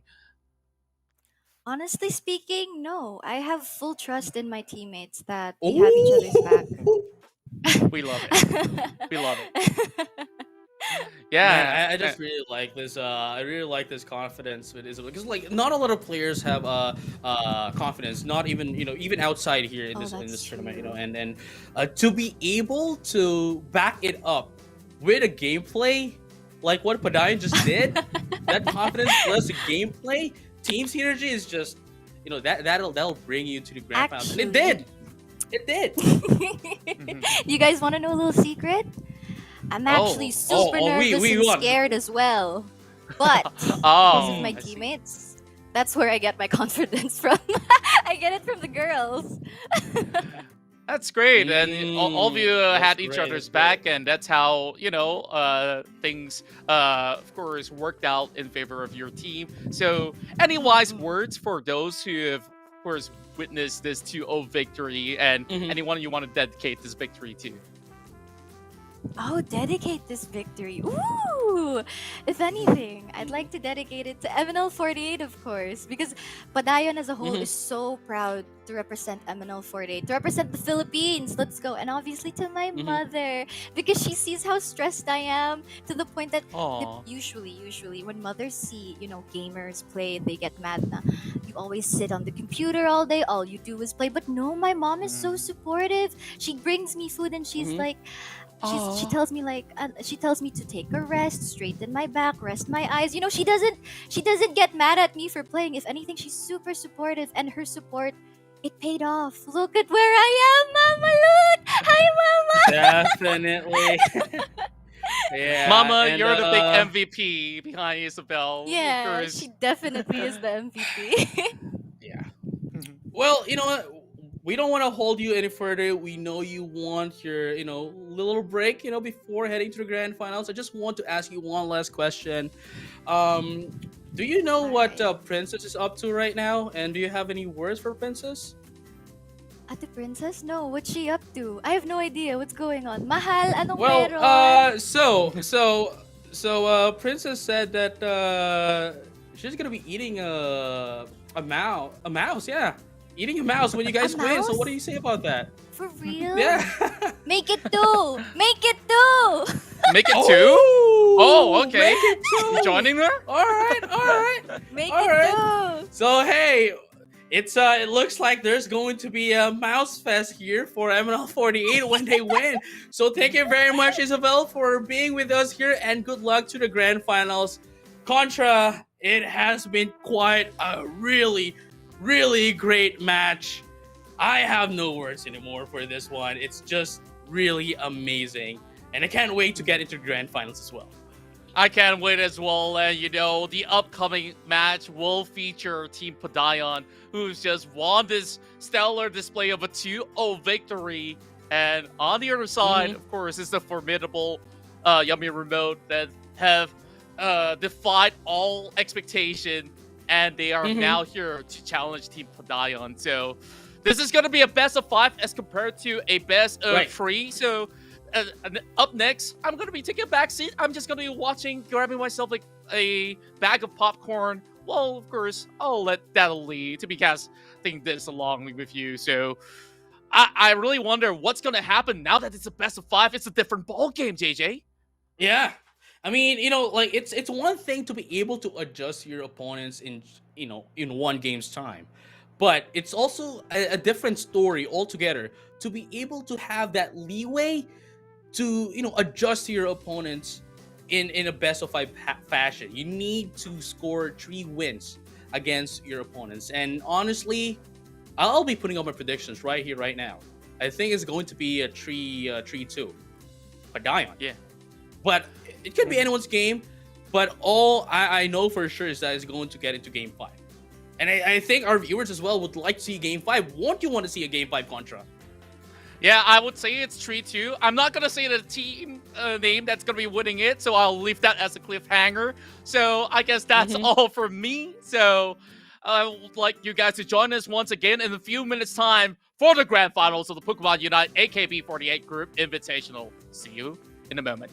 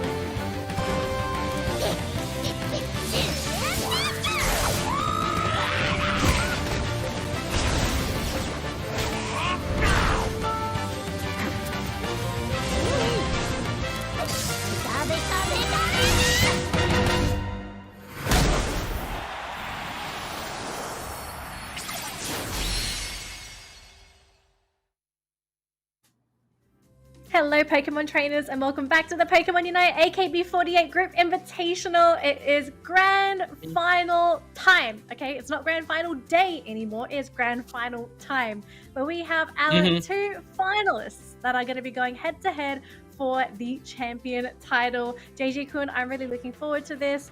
We've got two fantastic teams in Yummy Remote and Padayon who'll be going head-to-head in a best-of-5 series, and I suspect we're going to be going for all 5 games today.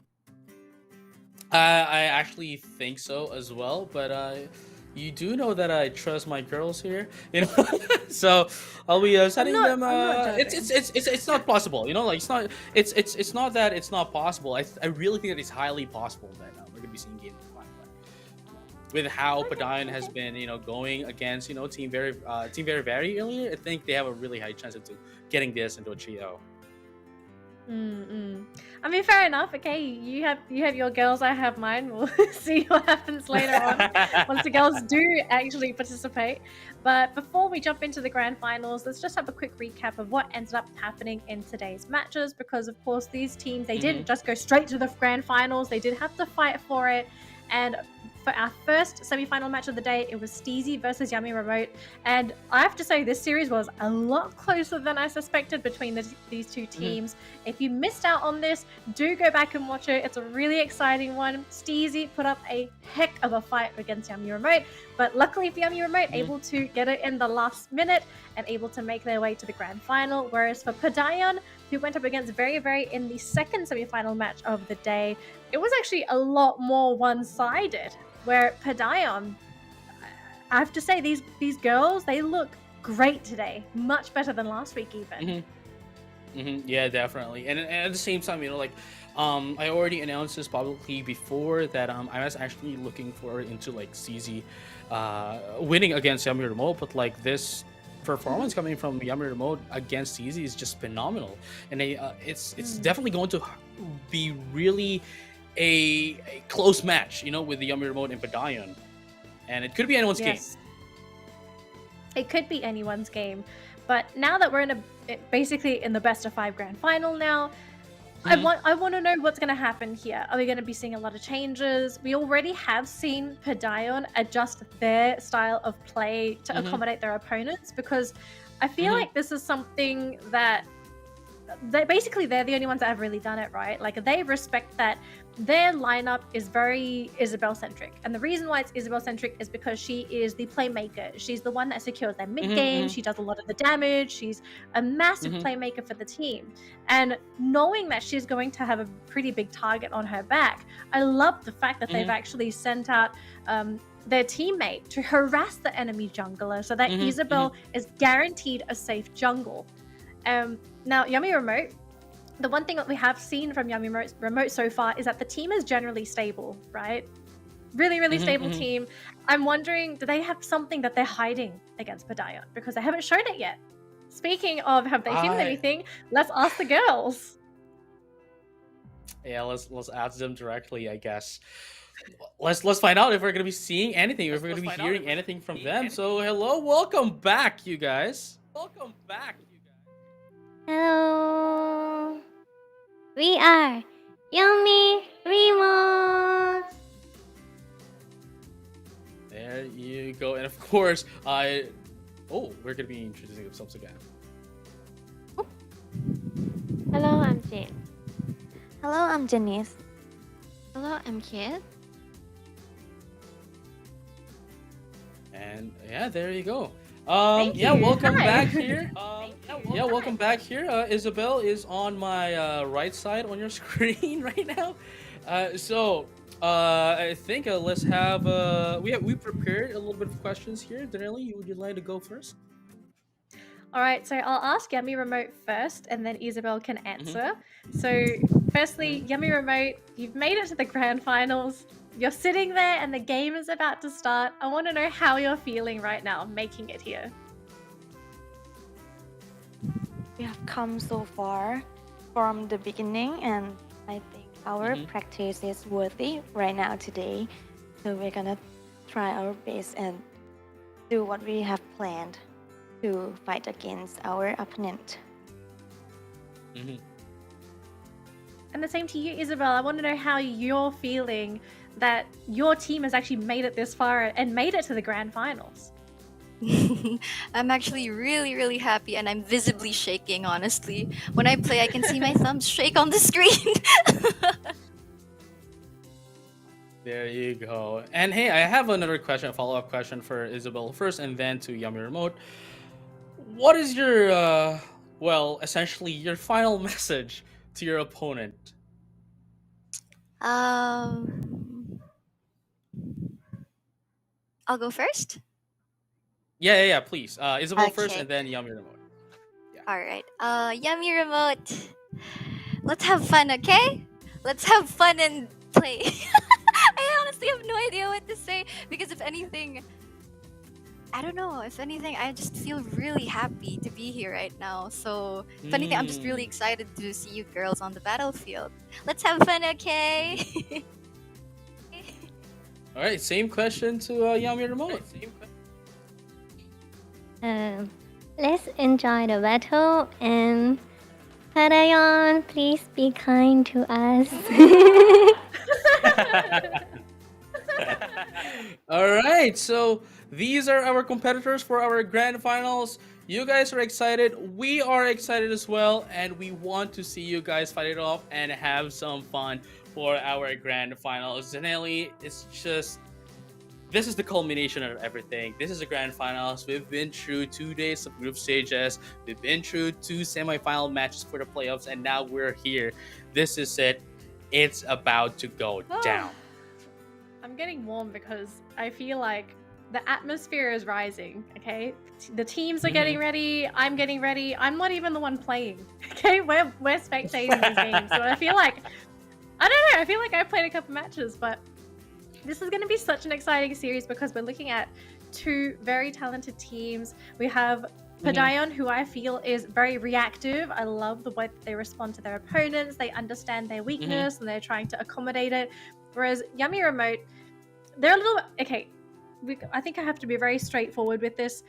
The team is very stiff, right? They have Pokemon they love playing. They have strat that they love playing. But so far, it has worked, so they haven't really needed to change. So the fact that they're so rock solid and so confident in their strat, you also need to be a little bit wary of your Padayon, right? You got to be thinking, okay, why are they not changing Pokemon? Are they that confident that this composition is 100% going to win them the game?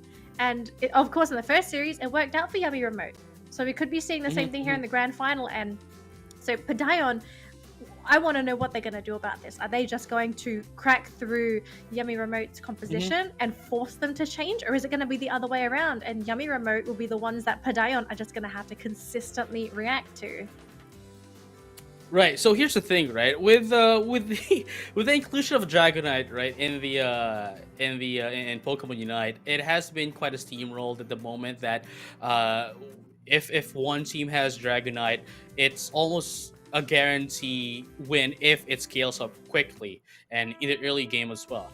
But one thing to use as a counter against these kinds of strategy is, one, to ensure that you use the Dragonite as well and have the better scaling.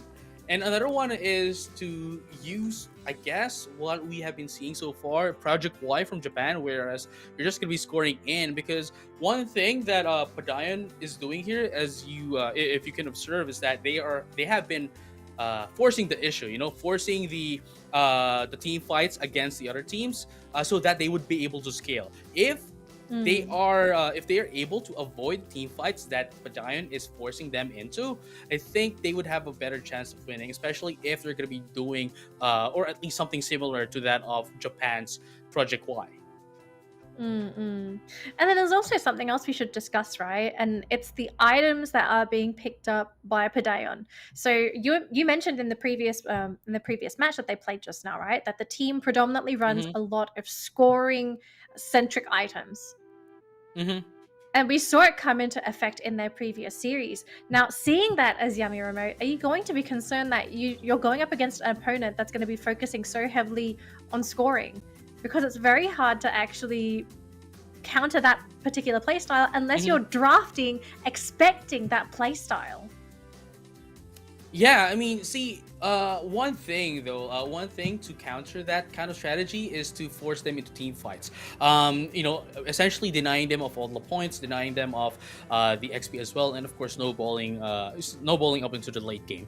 If they can't do that, then they're gonna be eaten up by the scores. Because like, if you're gonna be scoring, even if Padayon won't force the issue of a team fight, just scoring in that alone allows them to get XPs as well.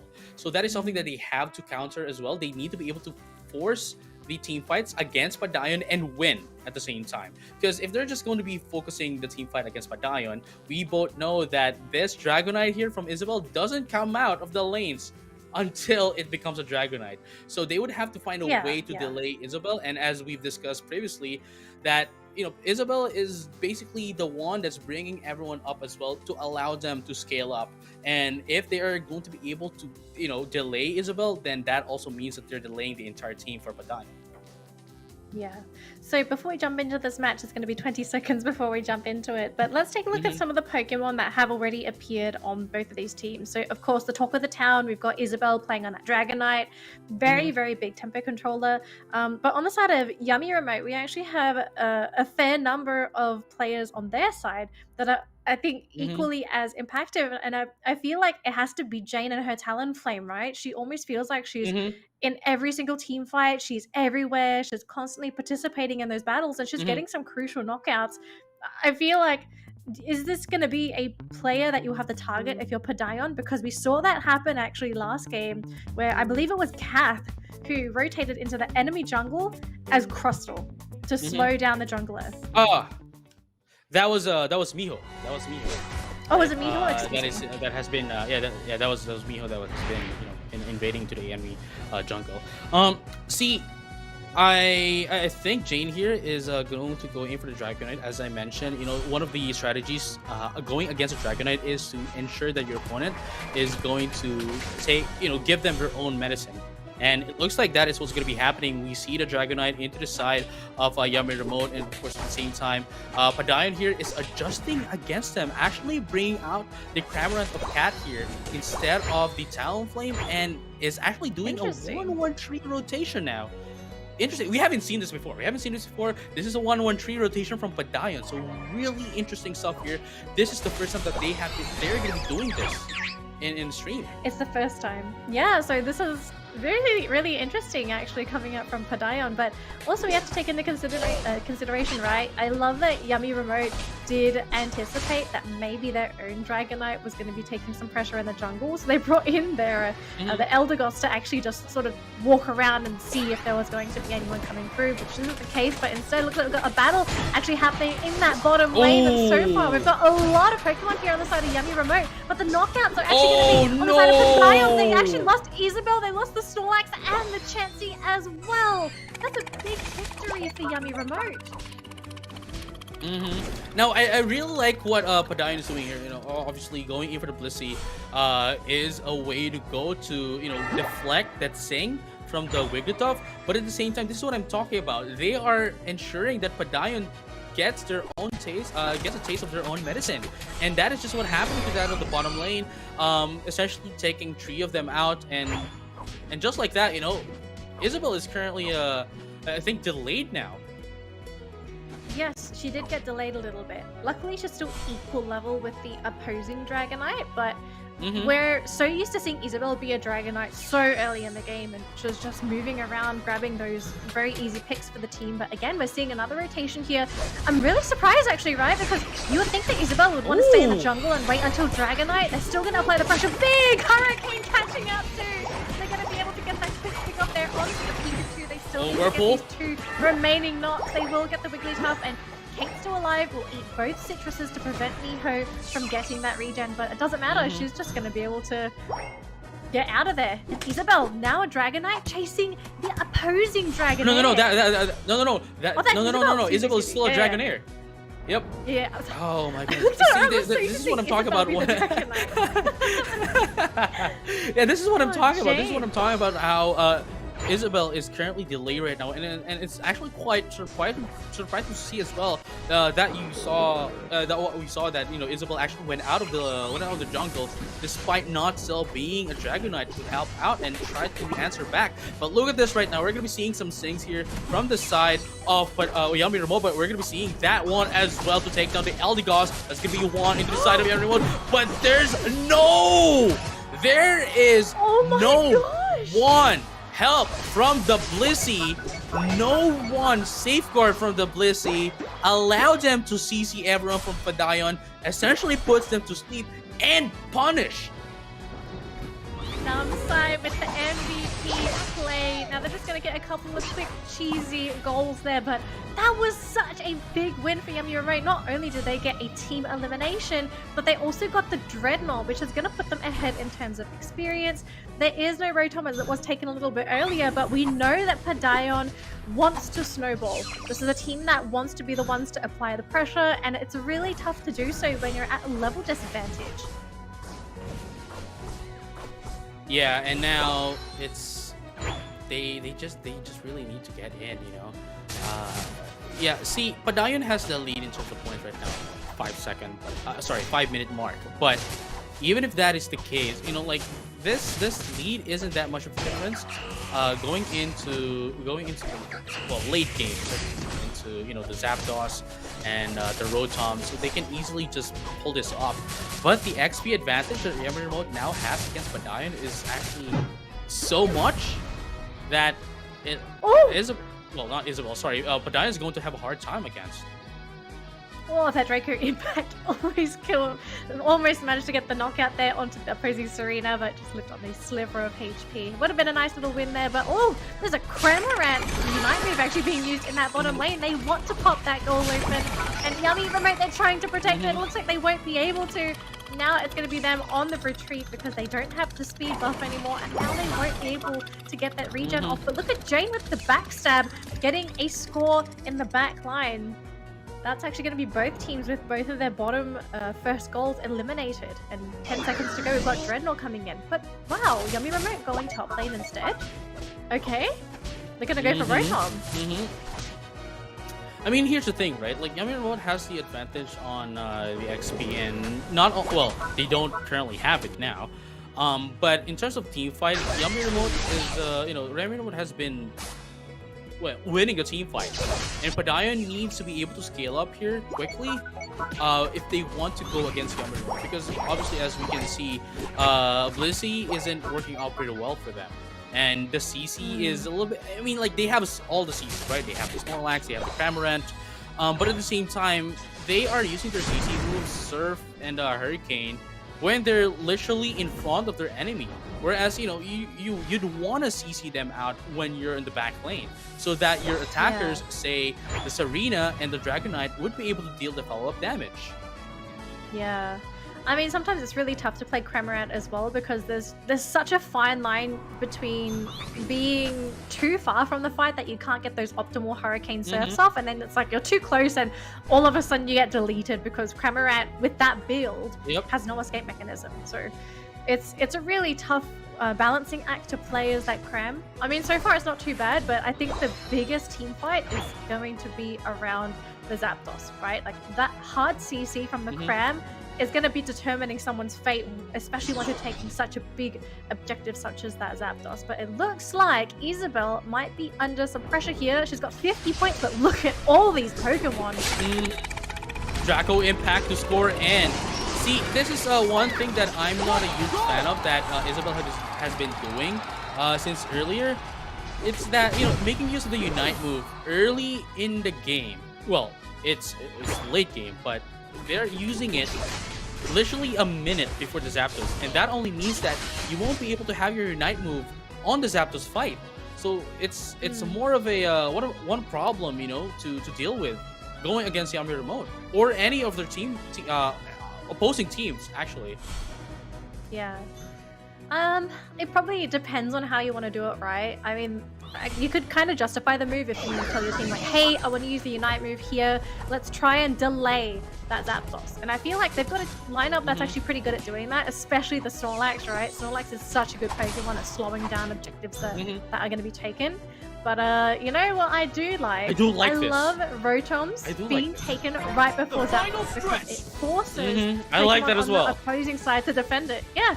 So they have to defend it, and look at this. Zapdos is now exposed, and Yummy Remote are coming into this with a numbers disadvantage.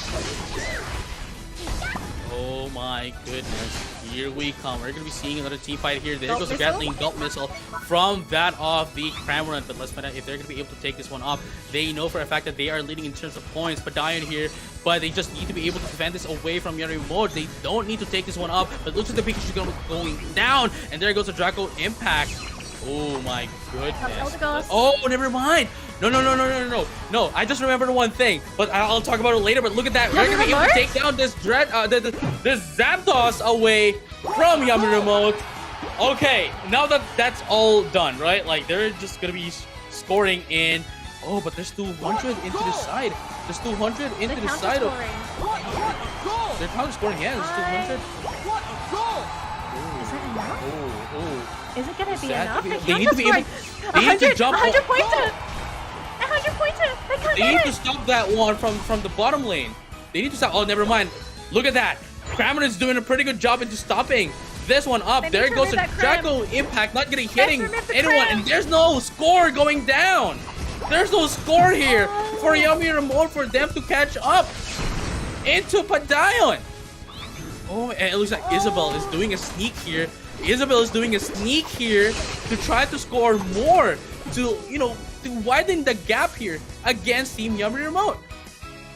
Man, now see, okay. Go on. Oh, you were saying, yeah. You know what? You go on first before I say my stuff. It's alright, you go on first. It looks like it's gonna be Padayon's game. 3, 2. Yeah. So here's what I realized. I just realized right now. See, I've been saying that I'm not a fan of anyone using Unite move 1 minute, right? 1 minute before the Zapdos, because you're not going to have your Unite move, right? You're not going to have your Unite move before the Zapdos. I just realized that Dragonite's Unite move, the percentage that you chip off of the Unite move, the Draco Impact, depends on the range, whether you're going to be going too far away or near you. Right? No, I know. I just realized now that I've been saying that for the past few games, and I just realized, oh, right, I remember. That's why they have been using it, the score goal where they're literally beside, which, costs 25 at the minimum. If I'm not mistaken, 25% at the minimum, only so that they would still be able to do it later on. I'm sorry. Unfortunately, I think that's going to get nerfed a little bit later on, because to only cost 25, it's pretty cheap.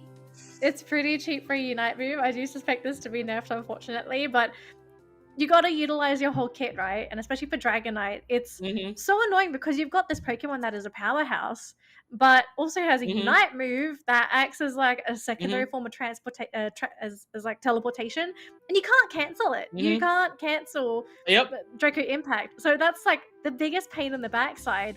It almost makes you think like, what kind of changes are going to happen? Like, are you going to make it interruptible? Because that would be pretty crazy, actually, right? To be able to cancel Unite moves, because you don't really get to do that unless you're a Slowbro. Yep. I think Slowbro is the only Pokemon that can really cancel Unite moves. So with a Slow Beam.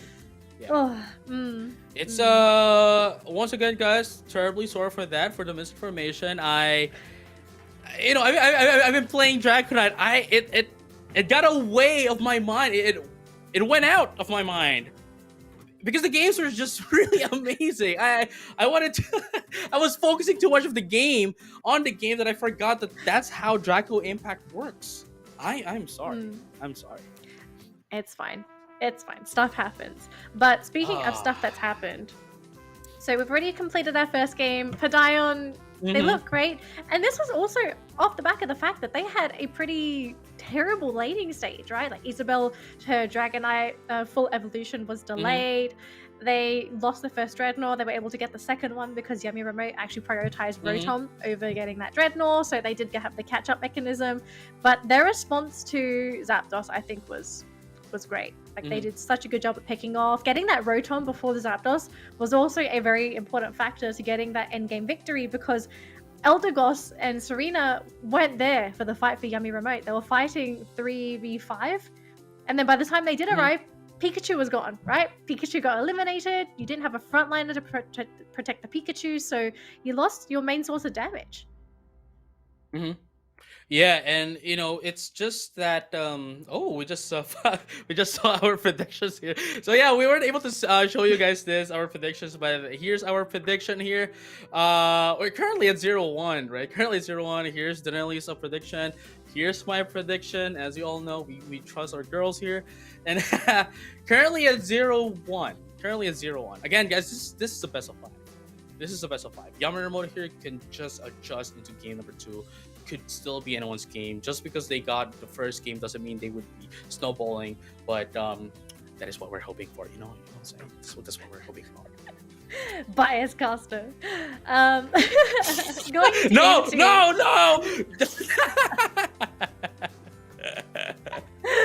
Alright, you're forgiven. You're forgiven. Go ahead.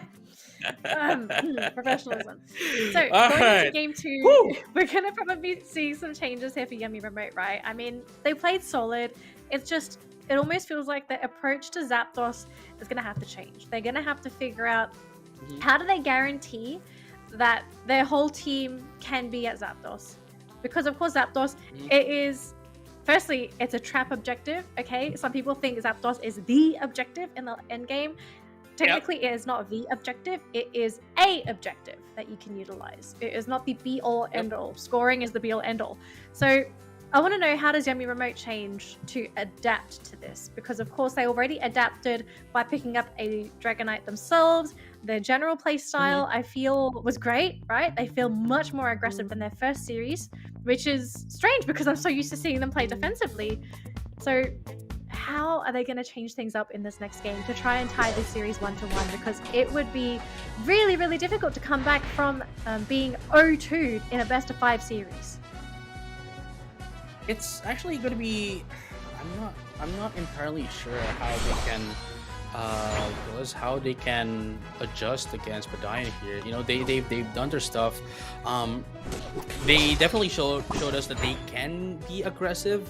You know, into going against Padayon, essentially, you know, taking out everyone from Padayon as well. Into the early game, unfortunately, they weren't able to maintain that aggression. Going into the late game, I guess that's the thing that they have to do, because like their early game was working out pretty well for them in game number 1.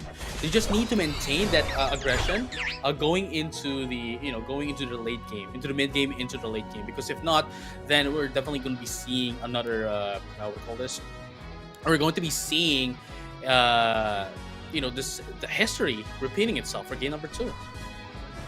Yeah, and Isabel actually coming into that bottom lane already, and it looks like both Dragon Airs are going to be coming to their team's help. But look at that big Whirlpool coming in from Cav! It just deletes the Dragon Air. That actually lost a lot of damage on the side of Yummy Remote, but actually Isabel also went down on Padayon, so both junglers actually trading their lives in that bottom lane engagement. Already we can see that both of these teams, they value that bottom lane Dreadnought. They really want to try and get a foothold of that lane as soon as possible. Yeah, and look at this right now though. We're currently in 8 minutes 20 seconds. We're gonna be seeing we call this the middle core pitches. No, the middle core pitch to come out as well. It's 8:45.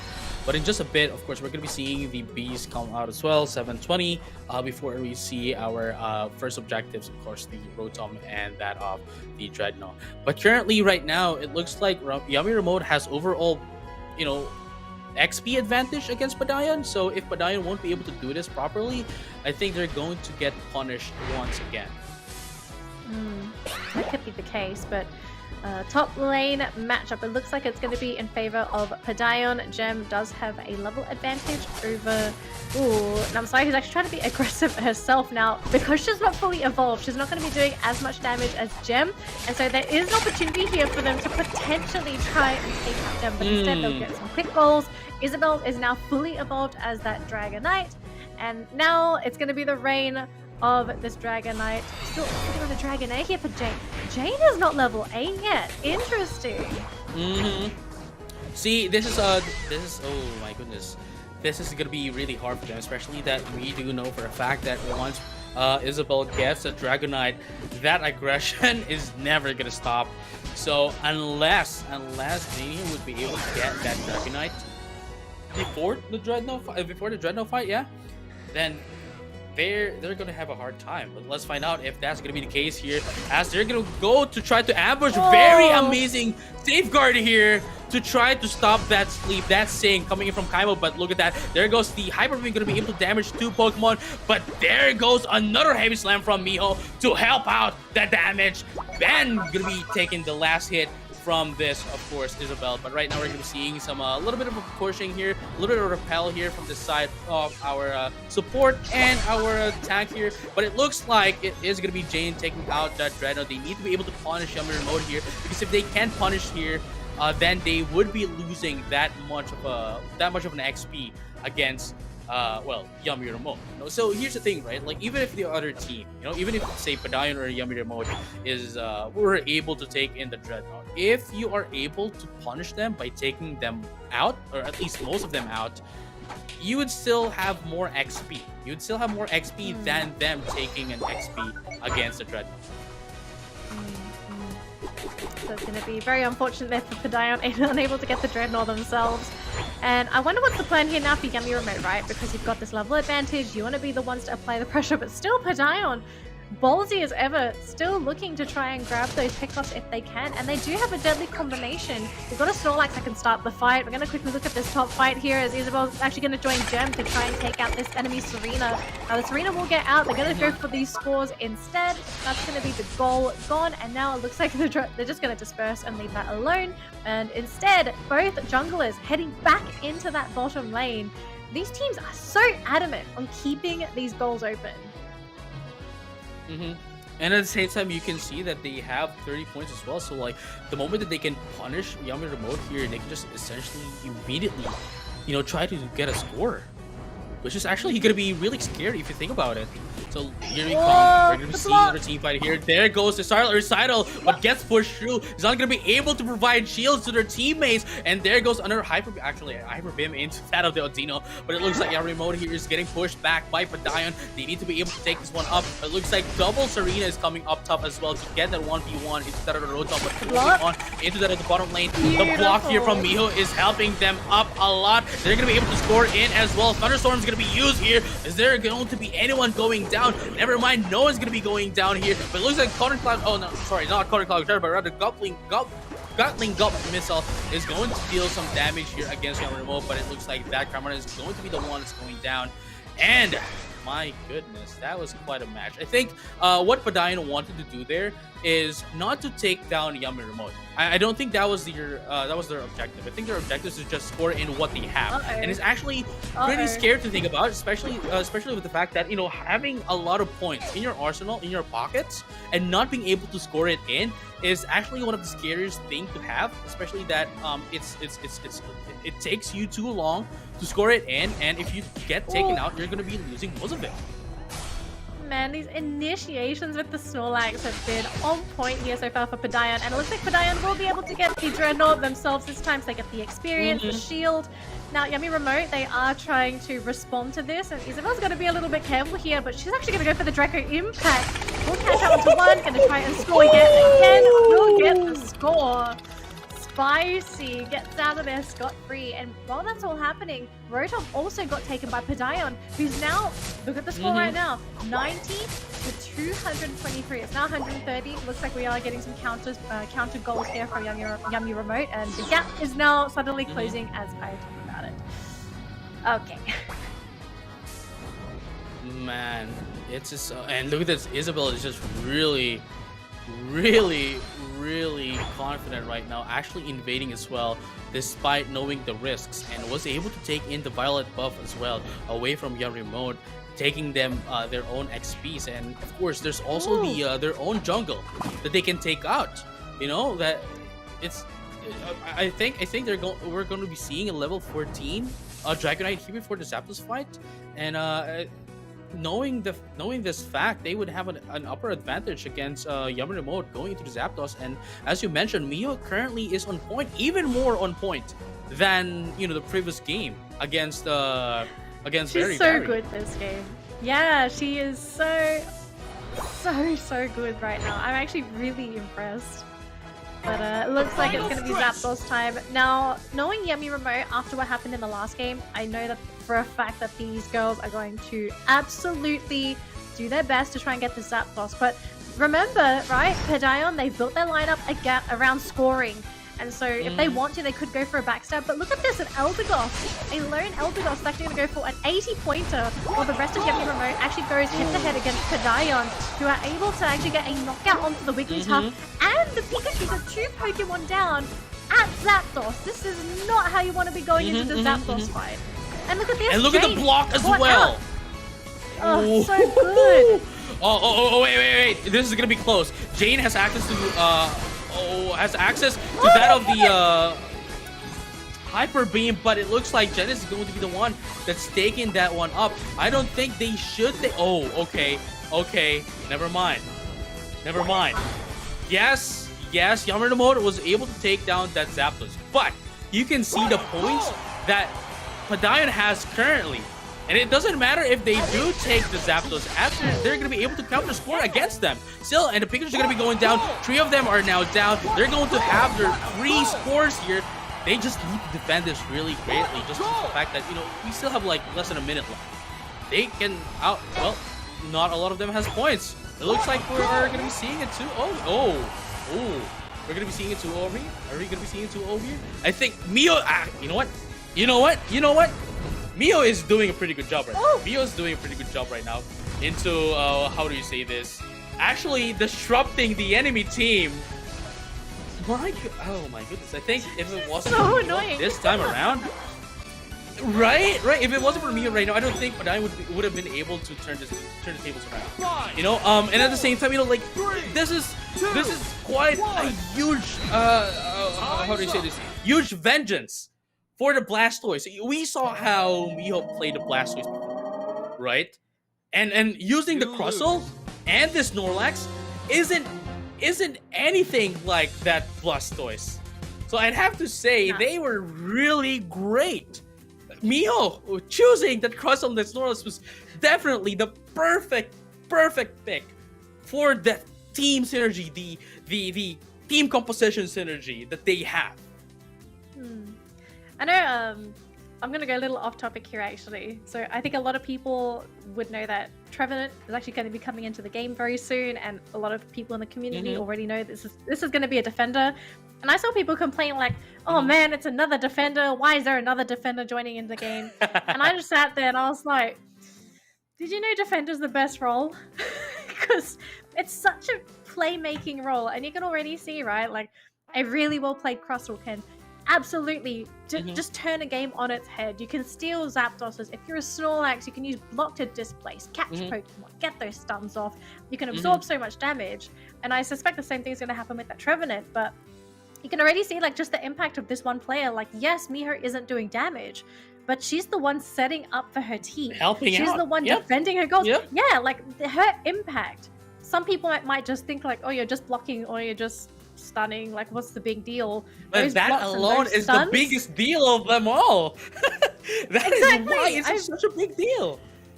Exactly. So the fact that I mean, I'm just watching Miho and I'm thinking like, man, if I was Yami Remote, I think I'd be fuming, because you'd have to think like, okay, how do I deal with this Snorlax, because this is legitimately a pain in the backside and I cannot deal with this.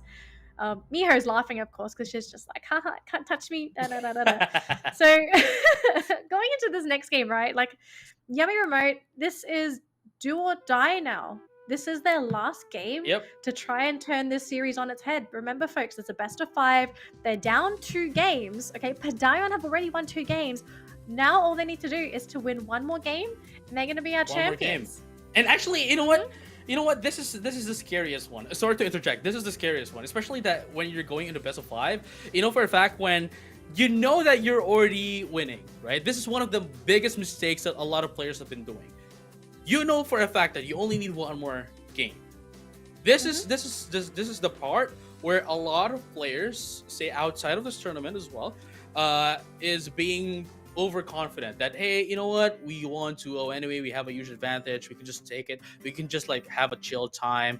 And that is the biggest mistake, because if they do, you know, if Padayon is like that, then, you know, they would be taken aback with a surprise here coming in from Yummy Remote, especially that, you know, Yummy Remote is a highly reactive team that you can see how they played against Team SteZie, where we have been saying that SteZie is, you know, arguably one of the scariest, well, is the scariest team in this playoffs. And you saw how they play toe to toe against Team SteZie. And now Padayon is on up into 2-0, right? Up to 2-0. Just need one more game. They can't be overconfident right now. They have to play. This is the part where they have to play the most serious that they can, you know, against Yummy Remote. Because if not, then they will get heavily punished here by Yummy Remote. We already saw a hint of that on game number 2. How they were punished in the early game. We don't want to see that to go into game number 3 if they want to win this. Yeah. Going into game 3, right? I think we've got to sort of talk about Yummy Remote here. What kind of changes are we going to be expecting from this team? Because they have played with this composition for 2 games in the grand final. They even played with this composition minus the Dragonite in their first series of the day as well. Are we going to be seeing any Pokemon changes? Do you think it's any sort of movement changes? How they lane? What do you think? You know, honestly, I think if we're talking about Yummy Remote, right? I think it would be a great way for them to go back to their roots. You know, to their most picked Pokemon in the AKB48 grand finals. Group stages rather. With the Sylveon, Wigglytuff, Alolan Ninetales, and Mamoswine. With the exception of Jane. I think with the exception of Jane. I think Jane should stick into using Dragonite, but the rest, I think they need to go back to their roots, because I just think that that's their most comfortable pick. And at the same time, the pressure that Alolan Ninetales and Mamoswine can give, that's so much of a CC and damage as well. And then there goes Wigglytuff as well with the Sing. It's definitely going to deny a lot into the side of Padayon if they choose to go back to the Pokemon that they use in the group stages. But in just a little bit, we're going to be finding out if that is going to be the case. This is potentially the last game that we're going to have for today. The playoffs, the grand finals. Let's have a champion time. Oh, we need a champion time. I want to see Yummy Remote go back to picking up a classic defender, because their composition is running 2 supports right now. The Wigglytuff is sort of acting as like that semi-defender, and they're still going with it. All right, so they're confident in this lineup. They're confident in this roster of Pokemon. I was kind of hoping that they might switch out that Pikachu, right? I mean, maybe you don't have the same sentiment as me, but I've noticed, especially in those late game fights, that Pikachu has just been, he's been getting caught off a lot of the time. And it's not just the Pikachu's fault that this is happening, it's just that their team doesn't run a classic defender like a Snorlax or anything that just sits in front of the Pikachu to defend the Pikachu, right? Like Genesis is just at the mercy of Padayon because they've got such a good dive comp. But we'll have to see. Maybe it will work out in this game. Yeah, I mean, now that you mention it, you know, like Padayon doesn't only have like a good dive comp, but like even if they don't dive, all they have to do is this drop Yummy Remote, you know, push them back with his Snorlax, and from there they're gonna be spread out. Genesis? Yeah. Well. Yeah. Alright, looks like we're going to be seeing a bit of a skirmish in that bottom lane, and everyone is here on Padayon. Look how aggressively they're moving, actually jumping onto Kaimuk on that Wigglytuff, but they will need to retreat now as they're sitting right on top of that Yummy Remote. Well, Isabelle dropping very low, but luckily we'll be able to regen. and it looks like these teams are going to disperse. I thought they might try and dive right on top of the goal, but as you said, right, you can't be too overconfident, especially in these game threes, because some teams, that all it takes is one loss to lose that mental momentum. Definitely. And losing one game, especially when you're already in the the advantage, is going to not only remove that momentum away from you, but also puts down a lot into the morale of the team, and that is definitely something that Padayon don't want to happen to them. And but right now, at the very least, I think they are being a little bit composed. They can't remove this composed status again to them, taken away from them, because if they do, then Yummy Remote, as we mentioned, is a highly reactive team that they can just punish Padayon here.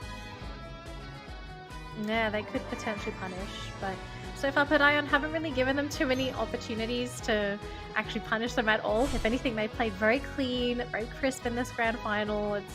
It's almost hard to believe that these girls actually feel nervous, right? They play so confidently. Yeah. You can see their movements as well. When they're targeting Pokemon, when they're just going for these moves, you don't see any hesitation from them. So it's actually a little bit scary to go up against such a confident team. But again, it's just a bit of a sing, just see what you can get. You gotta go fishing with that Wigglytuff. And it looks like Jane is finally going to be coming in, so Yummy Remote, is it time to go in? Oh, it actually might be Padayon to go in. They did get a stun initiation off, but no follow-up. Right, but look at this though. It's going to be the same thing as earlier. It's going to be a 1v1 Serena into that of the top lane, and whoever's going to be winning that will be able to take into the Rotom. But going into that other bottom lane, we're going to be seeing some skirmishes here as well, as it looks like Padayon is trying to go back here.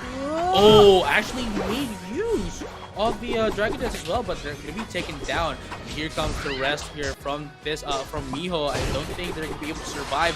Yes, they are not going to be able to survive. That's going to be 2-0, but Kaimok almost getting taken out. Never mind.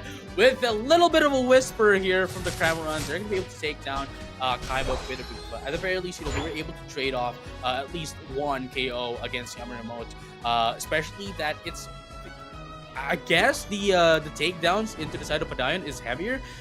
Just because of the fact that Isabel was the one that got taken down. Alright, so it looks like both teams, they are poised to try and take this Dreadnought, but who's going to be the one to be able to actually grab it? It looks like they get the initiation off onto the Eldegoss. Isabel going in for a backstab goal, and this poor Eldegoss just got shredded. Her team wasn't even there. Oh, big two-man stun into the Draco Impact. So much damage! I don't think there's really much you can do if you're Yummy Remote. Look at all this damage output coming in. Isabel with the Hyper Beams. They're going to be able to push them back with the block. Nico doesn't even go down. Although Blissey, unfortunately, is going to go down. Isabel goes down as well. Oh, Padayon, they may have overextended. They lost two big Pokemon, and now Dreadnought might be here for the taking for Yummy Remote. I don't think Padayon overextended there. I think it's one of the problems from that team fight is Miho actually went back, especially with the block. Like you're a defender here. Your job is to push them away with the block. I do understand as well where they're trying to go back with the help of the block. Because it's they're low on health, right? They're low on health, but using that block actually gives you a little bit of a shield to essentially help out your teammate. Unfortunately, that is not what happened, and Yummy Remote was able to punish accordingly, and it's looking pretty great for them right now.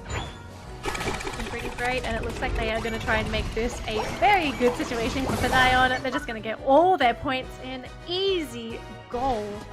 And that's going to be a goal gone on the side of Yummy Remote. That's a pretty big goal as well, because that's the one that's right next to Dreadnought. They lose that speed boost when they're going to try and contest for their Dreadnought now. Right. 87 points, well, 79 points. It's not that big of a deal for Yummy Remote here. I'm sorry. Alright, going back, right? It's not big of a deal. They can just take down their the objectives, and they can just take it down quickly. But what I do like about Padayon is that even if they are denied of the objectives, they find a way to score in, especially with Isabel, with the Draco Impact, making sure that they're not going to be spending a lot of the percentage of the score of the charge of the Unite move, just so that they would be able to make use of them once again. But here comes the Draco Impact coming in just to use it as a way to survive that hamburger strat coming in from Padayon. It's pretty fun, especially that they're not going to be consuming a lot of the percentage of the charge of the Unite move anyway. They can still use it into, going into the objectives and, of course, the upcoming Zapdos in just a few minutes. Well, in a minute. Yeah. So it looks like for now, Yummy Remote going to be the ones to sit on top of that Dreadnought. There's no Isabel here though, so there's a good chance that they might not be able to get this at all. Looks like the Gold Missile comes out from the... Oh, the Cramorant! The steal! I believe that may have been from the Gold Missile. Cath snatching that away from Yummy Remote. That's a big... And they got the Rotom as well! Exactly. Isabel was up in that top lane. She was zoning out the opposing Serena, so that her own Serena was going to be able to get that solo off. So Padayon, 2 big plays, getting both of the objectives from themselves. They are so well positioned to go into this Zapdos. Now here's one more thing. Look at this, Isabel. Powering up Draco has Impact. been used, Score? right? Powering up has been used here by Snorlax. We have Gatling Gut Missile as well. That's already been used by the Cramorant, so they don't have a Unite move going into the Zapdos fight. Yes, they do have the lead right now, but they still have to fight off for the Zapdos, knowing the fact that they don't have much of a lead in terms of XP. Once they have, done a little bit of a mistake here, Final stretch. 100-pointer. Yummy Remote can just punish them up. But it looks like we're going to be seeing 80 points down here instead of the bottom lane. This is what I'm talking about. They need to be able to punish accordingly against Yummy Remote. Because if they can't, they're going to be losing this one. Looks like, look at the Pikachu. They're going to be able to take down. That Articuno.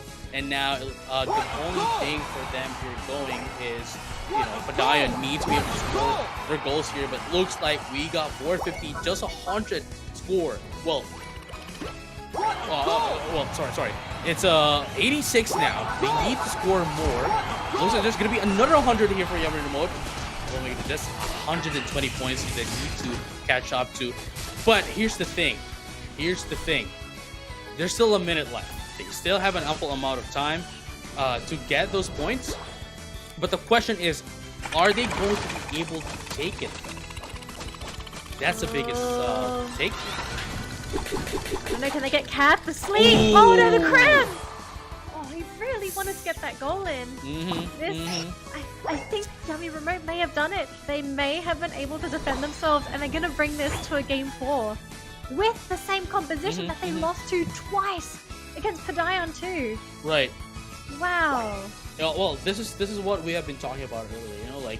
It's this is the part of the stage of a best of 5 where you can't be too confident. Yes, it might have worked for the first 2 games, but it doesn't really mean that it's going to work out for game number 3. For game number 3, and it's not like it's going to be working forever.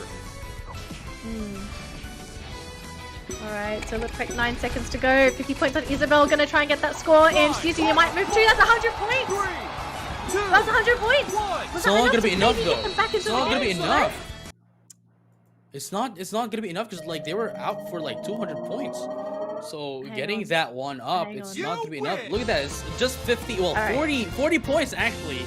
That was just 40 points. Anytime you see a 100, I think you always just have to think to yourself, what if, okay? There's always that what if. Yeah. The extra heart attack. You got 911 on speed dial. I mean, we don't use 911 here. I don't even know what we use here in Malaysia, but he's just... Oh, gosh. That was close. That sense of relief, though, from Jane.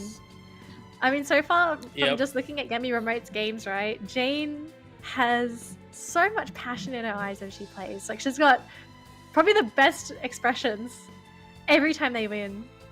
And look at her. She's like, oh my god, guys, we did it. We finally did it. It's game 4. We survived.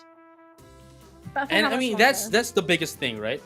That's the biggest thing. If you're on the losing end of the best of 5, all you have to do is to take that game number 3, because the moment you take the game 3, your momentum will just go to the moon and spike up going into game number 5, and it's definitely going to put a lot of pressure now into Team Padayon, currently in 2-1, still in the advantage, right? Still into the advantage, but they can't have any more mistakes this time around, because if they do, then we're going to be looking up into a 4-4, a 2-2 rather, and if we go to a 2-2, then it's going to put more pressure into Padayon going into game number 5 and potentially, lose their morale into game number 5. Yeah. JJ, I just wanted to say, you have my condolences. Your prediction is in the grave.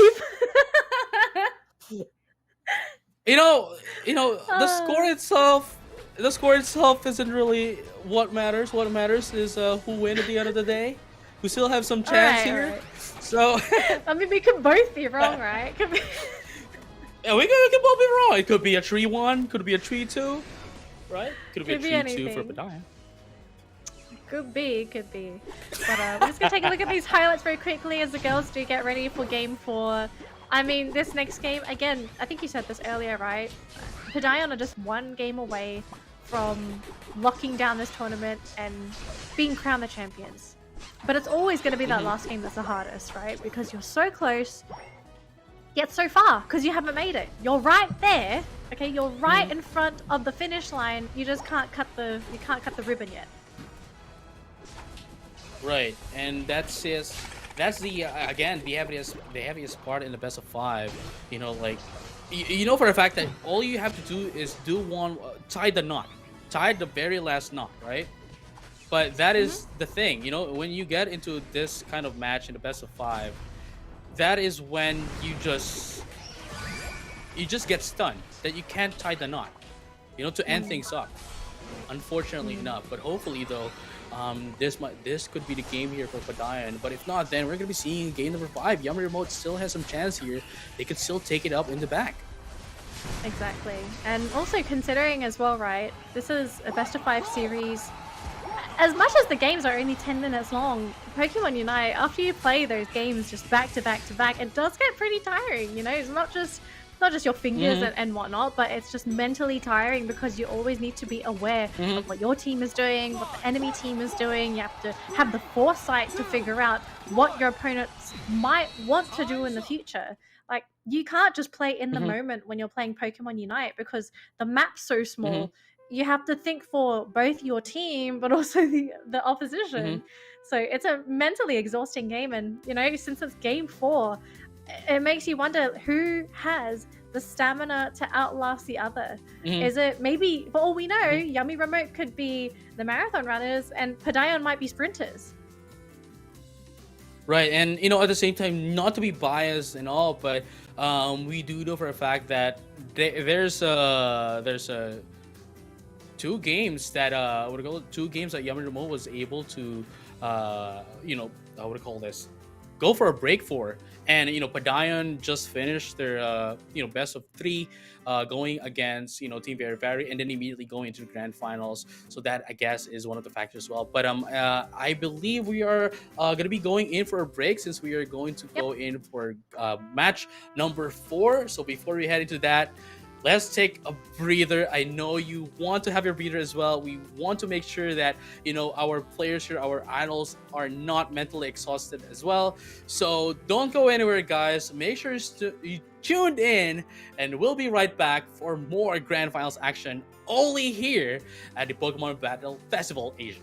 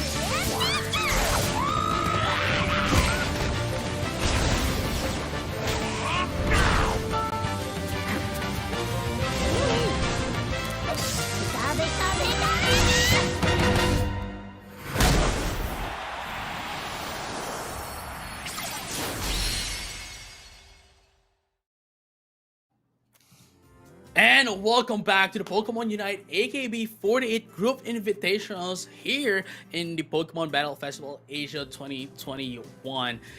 My name is JJ, and with me is Nelly. We are going to game number 4 and potentially going to game number 5 as well if Yummy Remote wins this match. Generally, before we head into our games, I think we have something to address first. We are seeing a lot into our comments, asking why MNL48 Padayon doesn't have any webcams or any cameras into our broadcasts. Well, there has been some concerns over the lack of cameras, of course, that I just mentioned, but we can assure you that the tournament admins are monitoring all the players to ensure a fair and competitive tournament for the players and the viewers. We do appreciate you guys if you can understand that we can't show them. We'll try to, but for now, we'll ask for your understanding. Could be the internet connection, because remember on could be the internet connection. Honestly, this is just me personally speaking. We tried to have the video on for Colleen of Stalwart League, right, on day number 1, but we couldn't make anything out of it. It was so blurry. We couldn't really see Colleen properly, so I think they are experiencing the same thing as well, and that is just how it is for now. But at the very least, the back end, of course, the team, making this up, the broadcast is ensuring that everyone is, the ones that are actually playing. The idols are the ones that's actually playing, and we are ensuring that this is a fair environment for everyone. Nothing is going to be biased here. Maybe the only thing biased is your support for Padayon, but besides that, that's that's where it Wait, ends, no, okay? It ends right there. no. Wait. For anyone, it's fine. But seriously, to anyone that's worried about the cameras, don't worry. I'm gonna say right now, I've actually seen all the teams on live on their cameras this morning during the rehearsals. It was just, unfortunately, we've got some issues here with MNL48, and I mean, if you want to see like a blurry webcam of MNL48, be my guest. But the worst, be our guest. Be our guest. But the absolute worst thing to happen is that the webcam's so blurry that I could probably put like a little clay doll, and no one would know that it's a clay doll. Okay, we don't want that quality, unfortunately. So if we can't show webcams because of that, then what can we do? But hopefully we do get it fixed. But sometimes cameras don't cooperate, and same with internet. Internet is very, very rare and elusive in the Philippines. I've been there before. I've never been able to catch it because I have terrible luck when it comes to shiny Pokemon, and it's exactly the same when it comes to chasing this elusive internet. Anyways, you know what we can chase though? It is game 4. It's going to be an exciting one because we have already seen one comeback game here from Yummy Remote. Padayon looking fantastic so far, but they did drop the latest game. But again, we need to remember they're just one win away from becoming our champions. And JJ, I kind of want to ask you, because I know that you've been following these girls in terms of their stats. Not don't put it the wrong way, okay? Don't do this to me. Right. Don't do this. But you've looked at the stats of these girls. You know the Pokemon that they play and what roles they really enjoy. What do you think happened in that last game? Like, just a TLDR version for anyone that's just tuning into the broadcast. All right, just a TLDR for everyone on the broadcast. They got a little bit confident on that one. They overextended a lot. They got punished, and Yummy Remote, having a very balanced composition, actually was able to punish Padayon from there. I think they have to go back and try to play game number 4 as to this is just the first game, or at least try to treat. Oh, what is happening? Wait, what is happening right now? Oh, I think she's lagging. Oh, that's really unfortunate, especially this early in the game. You don't want to lag because you're going to, especially this early on, right? Precious you're gonna get delayed. Yeah, even 3 seconds behind. It's a big deal when it comes to jungle. It's like, look at the map, right? You compare especially Isabel Dragonite. Yeah, exactly. Especially Dragonite. Oh, that's... Oh, that's gonna be hard. That's gonna be hard. Alright, so we'll see if Isabel's going to be able to catch up. The lanes are pretty similar, right? We're not really seeing too many changes. It's the Serena Soul Lane matchup up top. Both of them are ignoring each other just to get those points in. Bottom lane, it's this Cramorant, Wigglytuff, Snorlax combination. It's still a scary combo. I like seeing it. But here's the thing, we're going to be seeing another big team fight. And Miho, she was in to go in for the initiation, but almost going down. Whirlpool doing a lot of damage, but actually up top, Isabel decided to instead delay the opposing Serena instead to give her ally an advantage. Yeah, and now, even if that is the case, you know, as you mentioned, even when Isabel was, well, pushing her head onto the wall earlier, it seems as if Isabel still has the upper advantage in terms of XP than that of Jane's Dragonite, as you mentioned.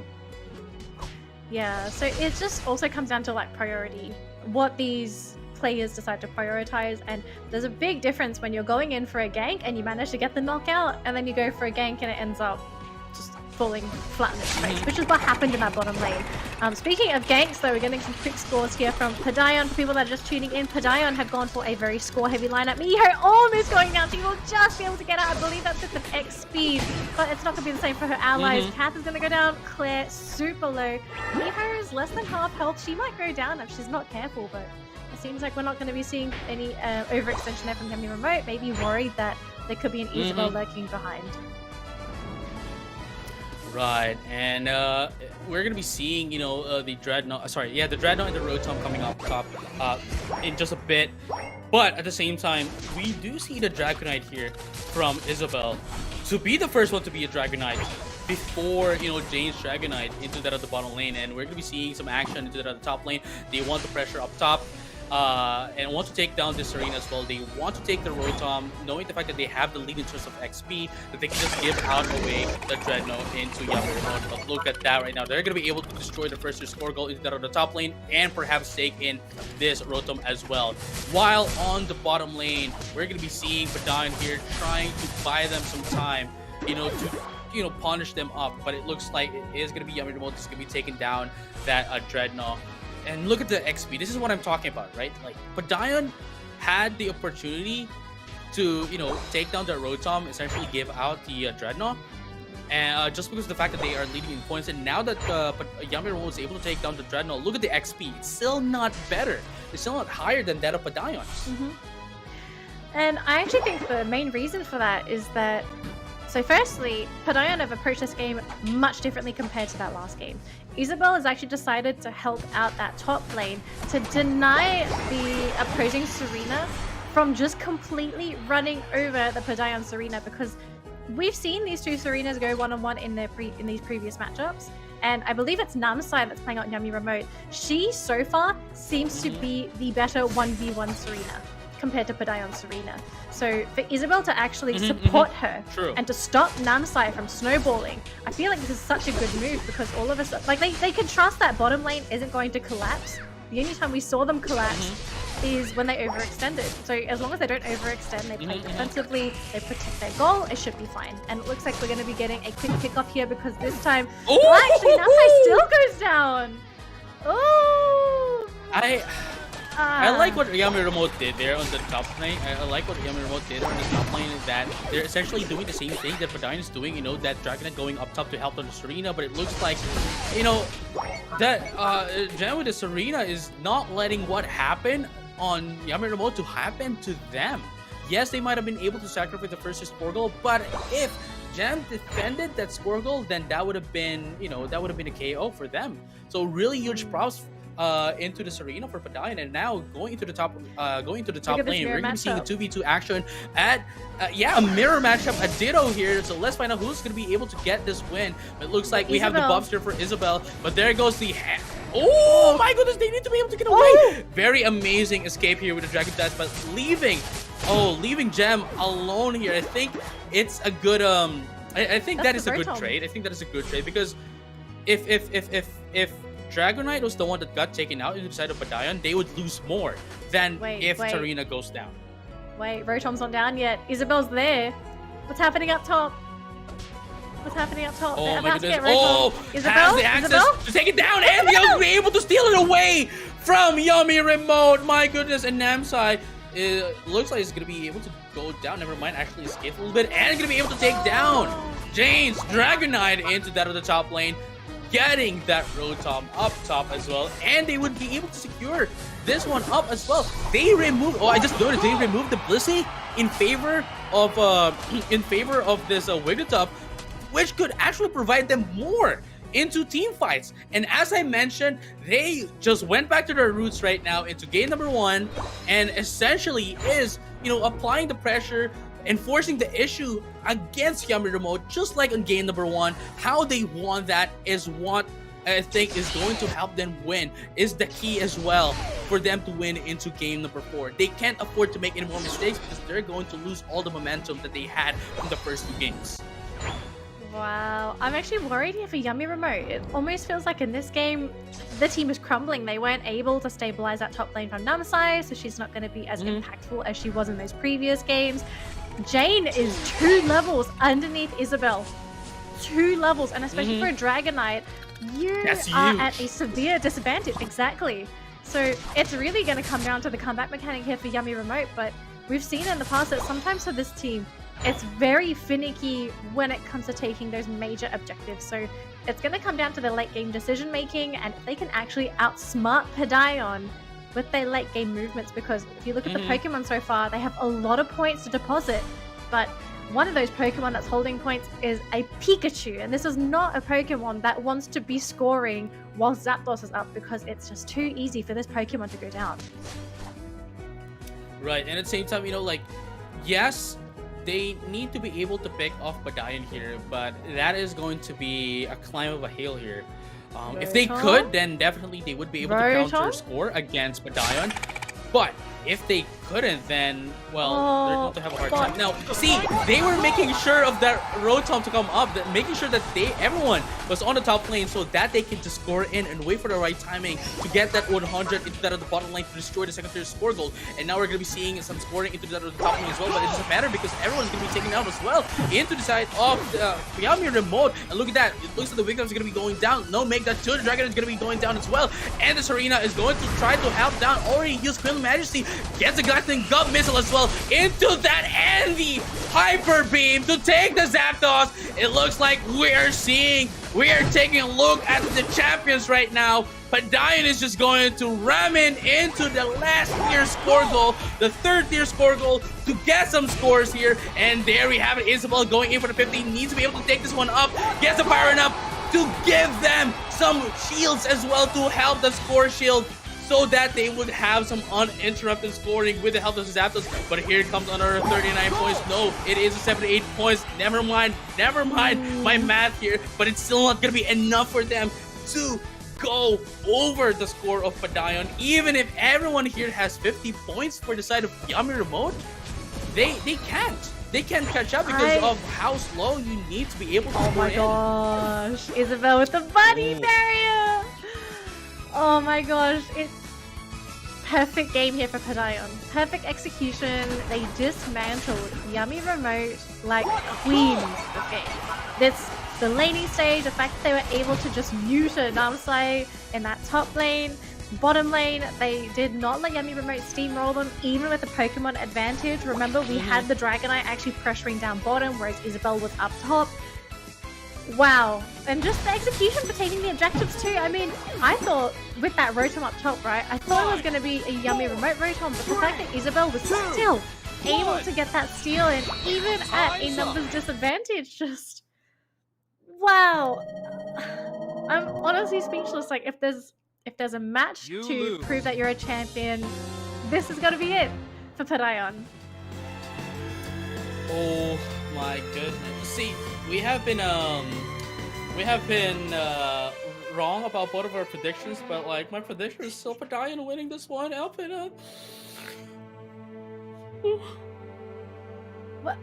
No, we're not crying. We're not crying here. We're not crying here. You're not crying. Congrats.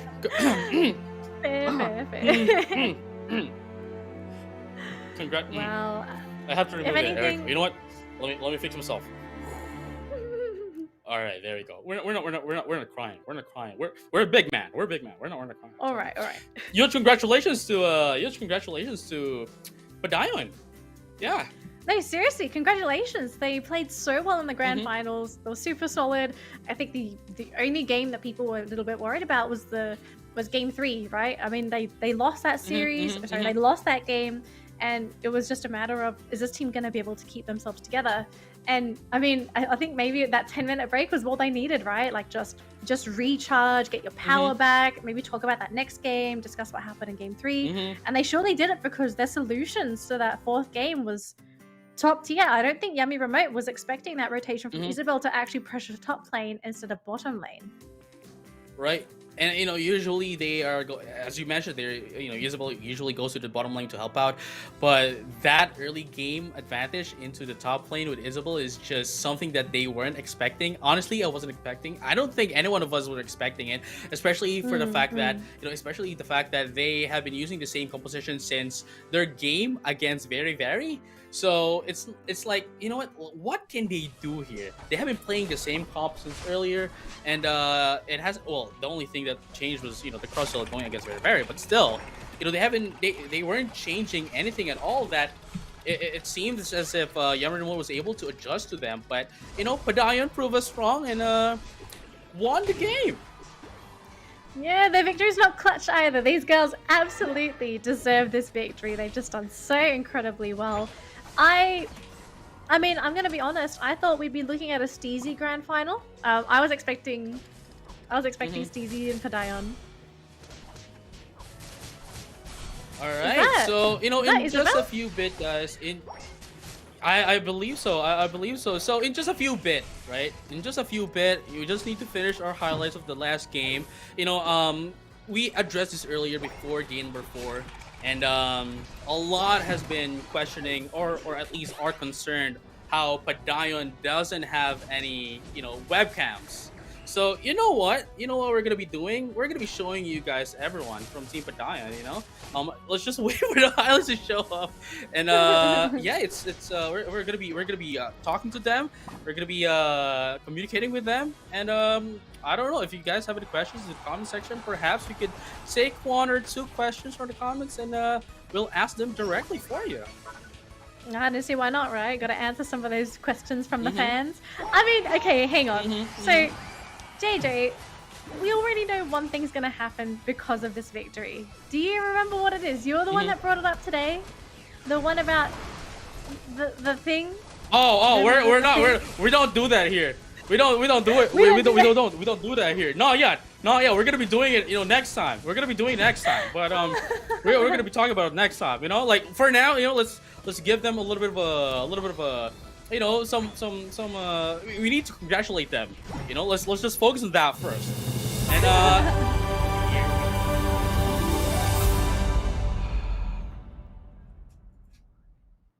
And that's our champions. Hi, ladies! Congratulations! How are you feeling? Oh, actually, you know what? I'll let my members speak first. And I'll also, girls, please introduce yourselves. Let's start with Adajem.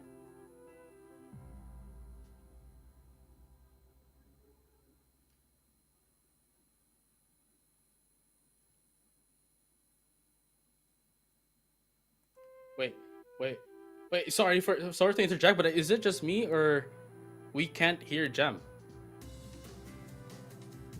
Wait, is she muted? Hang on, we'll muted? just get this sorted out. I'm sorry to Give us interject. 1 second. Yeah. It's fine. So, before we have them while they're trying to fix their mics, these are the girls that you guys have been looking for, finally appearing, in the call. So you can see how their webcams are stuttering. And all, in the flesh. In the flesh as well. You can see how their webcams, how their videos are stuttering. And it's actually, I guess, one of the reasons why we couldn't really have them all in one place. But let's see if their microphones are already good now. Actually, I don't know. Maybe let's start with Miho instead, while Adajem fixes her mic. Okay, wait. I think I see what the issue is. Okay, Miho, Kath, and Claire Hello. are currently muted. Oh, there we go. There we go. Sorry, continue. Can you hear me po? I feel like crying. I'm Yep, so we can. sorry. oh, I need to stay calm. Okay. All right.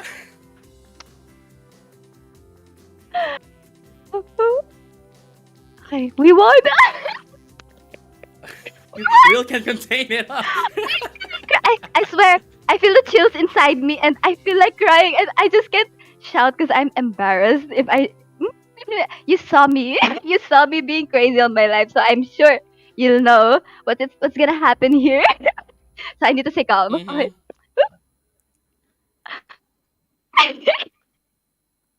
Oh my goodness. Really just can't contain it. You know what? Just express it all out. Go ahead. I didn't expect to win. I swear, we were all panicking when we lost one game, and we were like, we need to stay calm. No, don't shout. No, don't blame each other. It's gonna be alright. We're gonna do things. We're gonna make it crazy. And we did it. I'm so happy. That's why I feel so excited, and I'm literally shaking. I'm so happy. Oh my goodness. Really, really amazing games, guys. And let's have a word from the other members.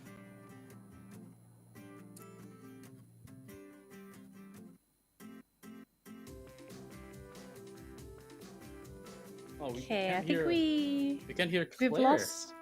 Yeah, we've lost Claire. Okay, so how about Kath? Kath, is your microphone working? Let's switch to Kath Mona since Claire is having my problems. All right.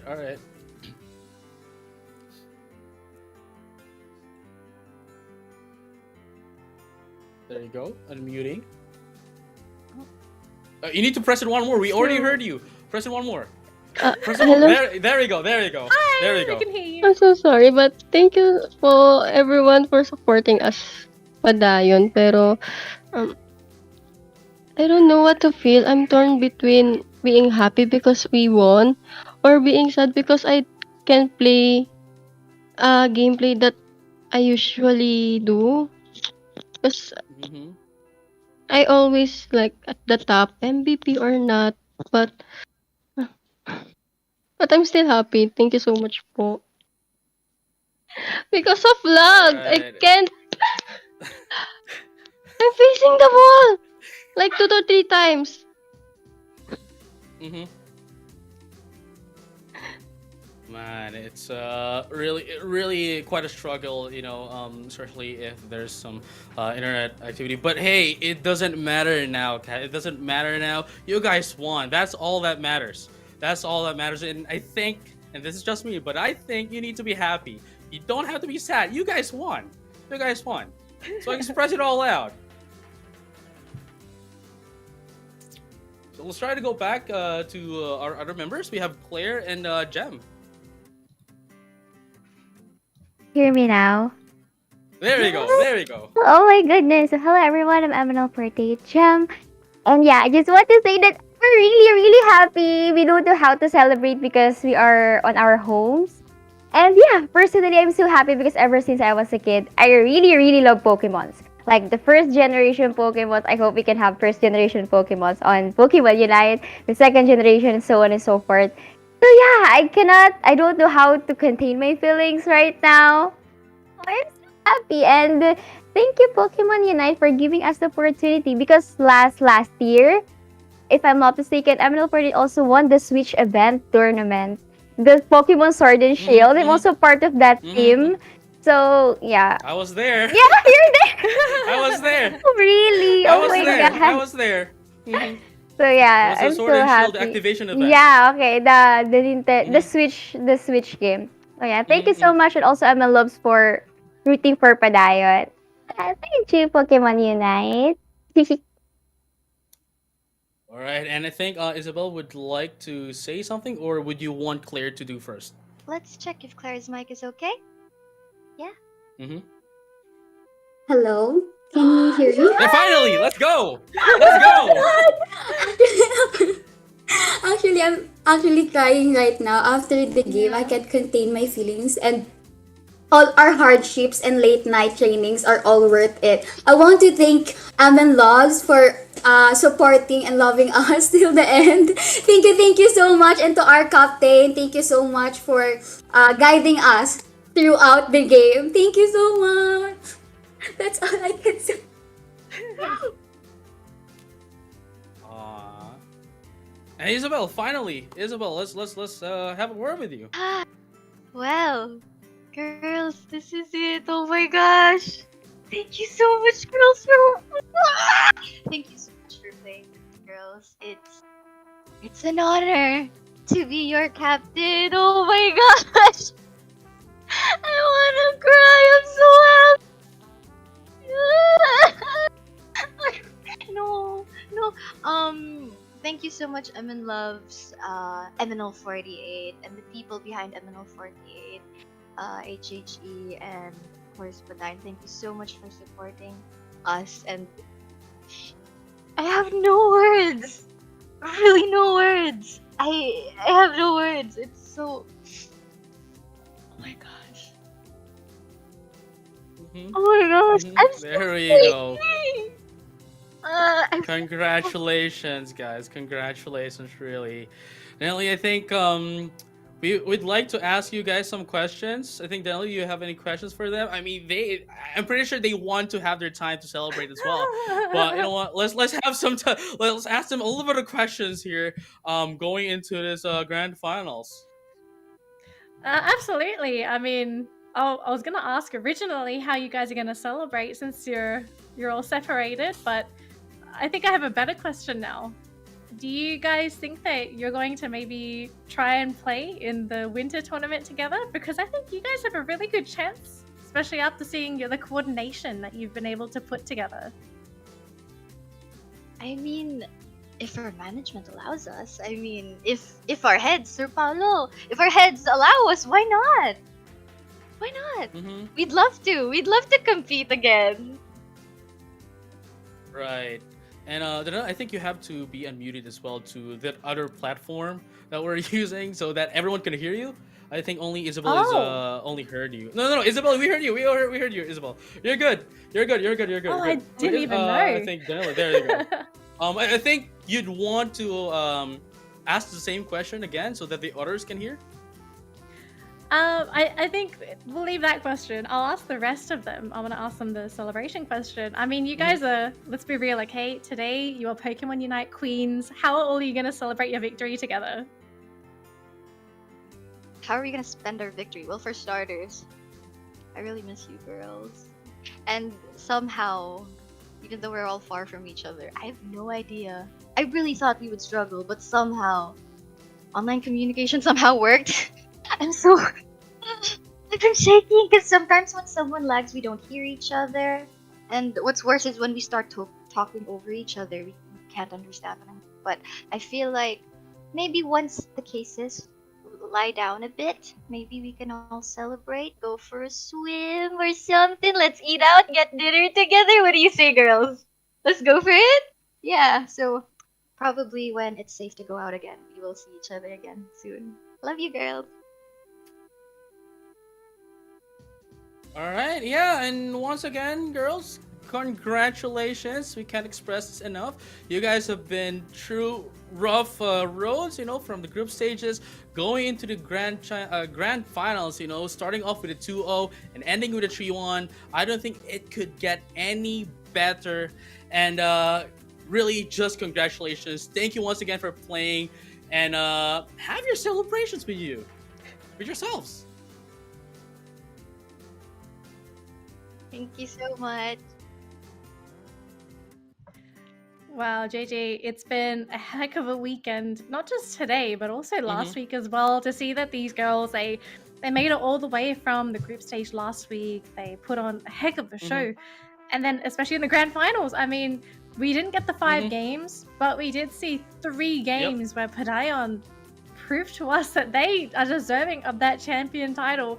I'm really looking forward to seeing if we're actually going to see these girls play again in any competitive setting, because I feel like give them a little bit of time to polish their teamwork, their skills. I actually think we're going to be in for a pretty strong Pokemon Unite team. I think so too. Because like if if Yami Remote, if SteZie has been playing a lot, I'm pretty sure they've already joined in a little bit of some community tournaments here and there. I don't think Padayon here couldn't do the same thing. I think they have all the they have the power to do that, and they have the skills to do it as well. And for now, it's just really amazing matches. It's our girls won, so that's all that matters. I'm sorry. That wasn't professional of me. I'm sorry. It's fine.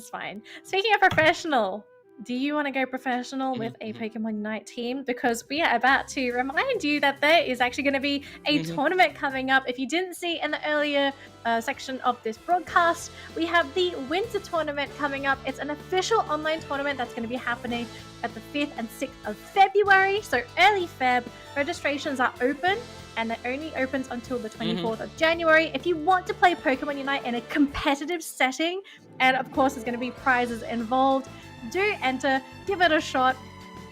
The game is so new. I encourage anyone that even just wants to try, give it a go, because competing, it's fun. I'm going to tell you right now, okay? Competing is fun. Right, and it's really just going to be interesting matches. As we mentioned at the start of the day, this tournament is we're going to be seeing the best in Asia here. Players coming in from Indonesia, Thailand, Philippines, Malaysia, and Singapore. And of course, there's going to be more details onto the terms and conditions of the tournament. But yeah, it's really just exciting matches. We're already done with our AKB48 Pokemon Unite Invitationals. Once again, congratulations to MNL48. And for now, this is just the halfway of the Pokemon Battle Festival Asia 2021, as we still have more upcoming activities and shows for you to enjoy until the end of February. And you're going to be seeing more of Denali actually after this one, right? Supposedly.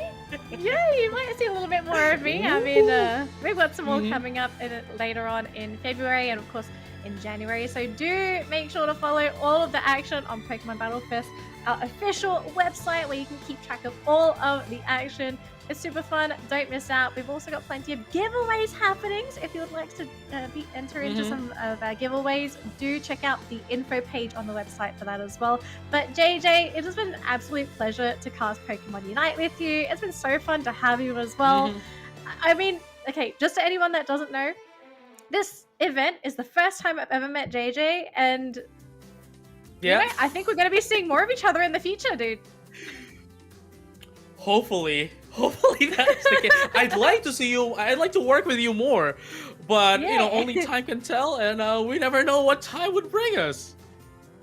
Yeah, sometimes you just gotta let fate decide for you, because if it's fate, it's destiny, it's meant to happen. But to everyone else as well, to all of our beautiful viewers that tuned in, thank you so much for joining us. It's been an absolute pleasure bringing this broadcast to all of you. We've had fun. We hope you enjoyed the games as well. If you do want to enjoy some of the Pokemon Unite action, if you missed out on any of the matches, go back and watch some of the previous matchups. We had some very, very close games that were going to be leaving you on the edge of your seat. My name is Denali, he's JJ Kun, and we have been your casters. And of course, Contra, he was there as well, but he's now watching the stream with us.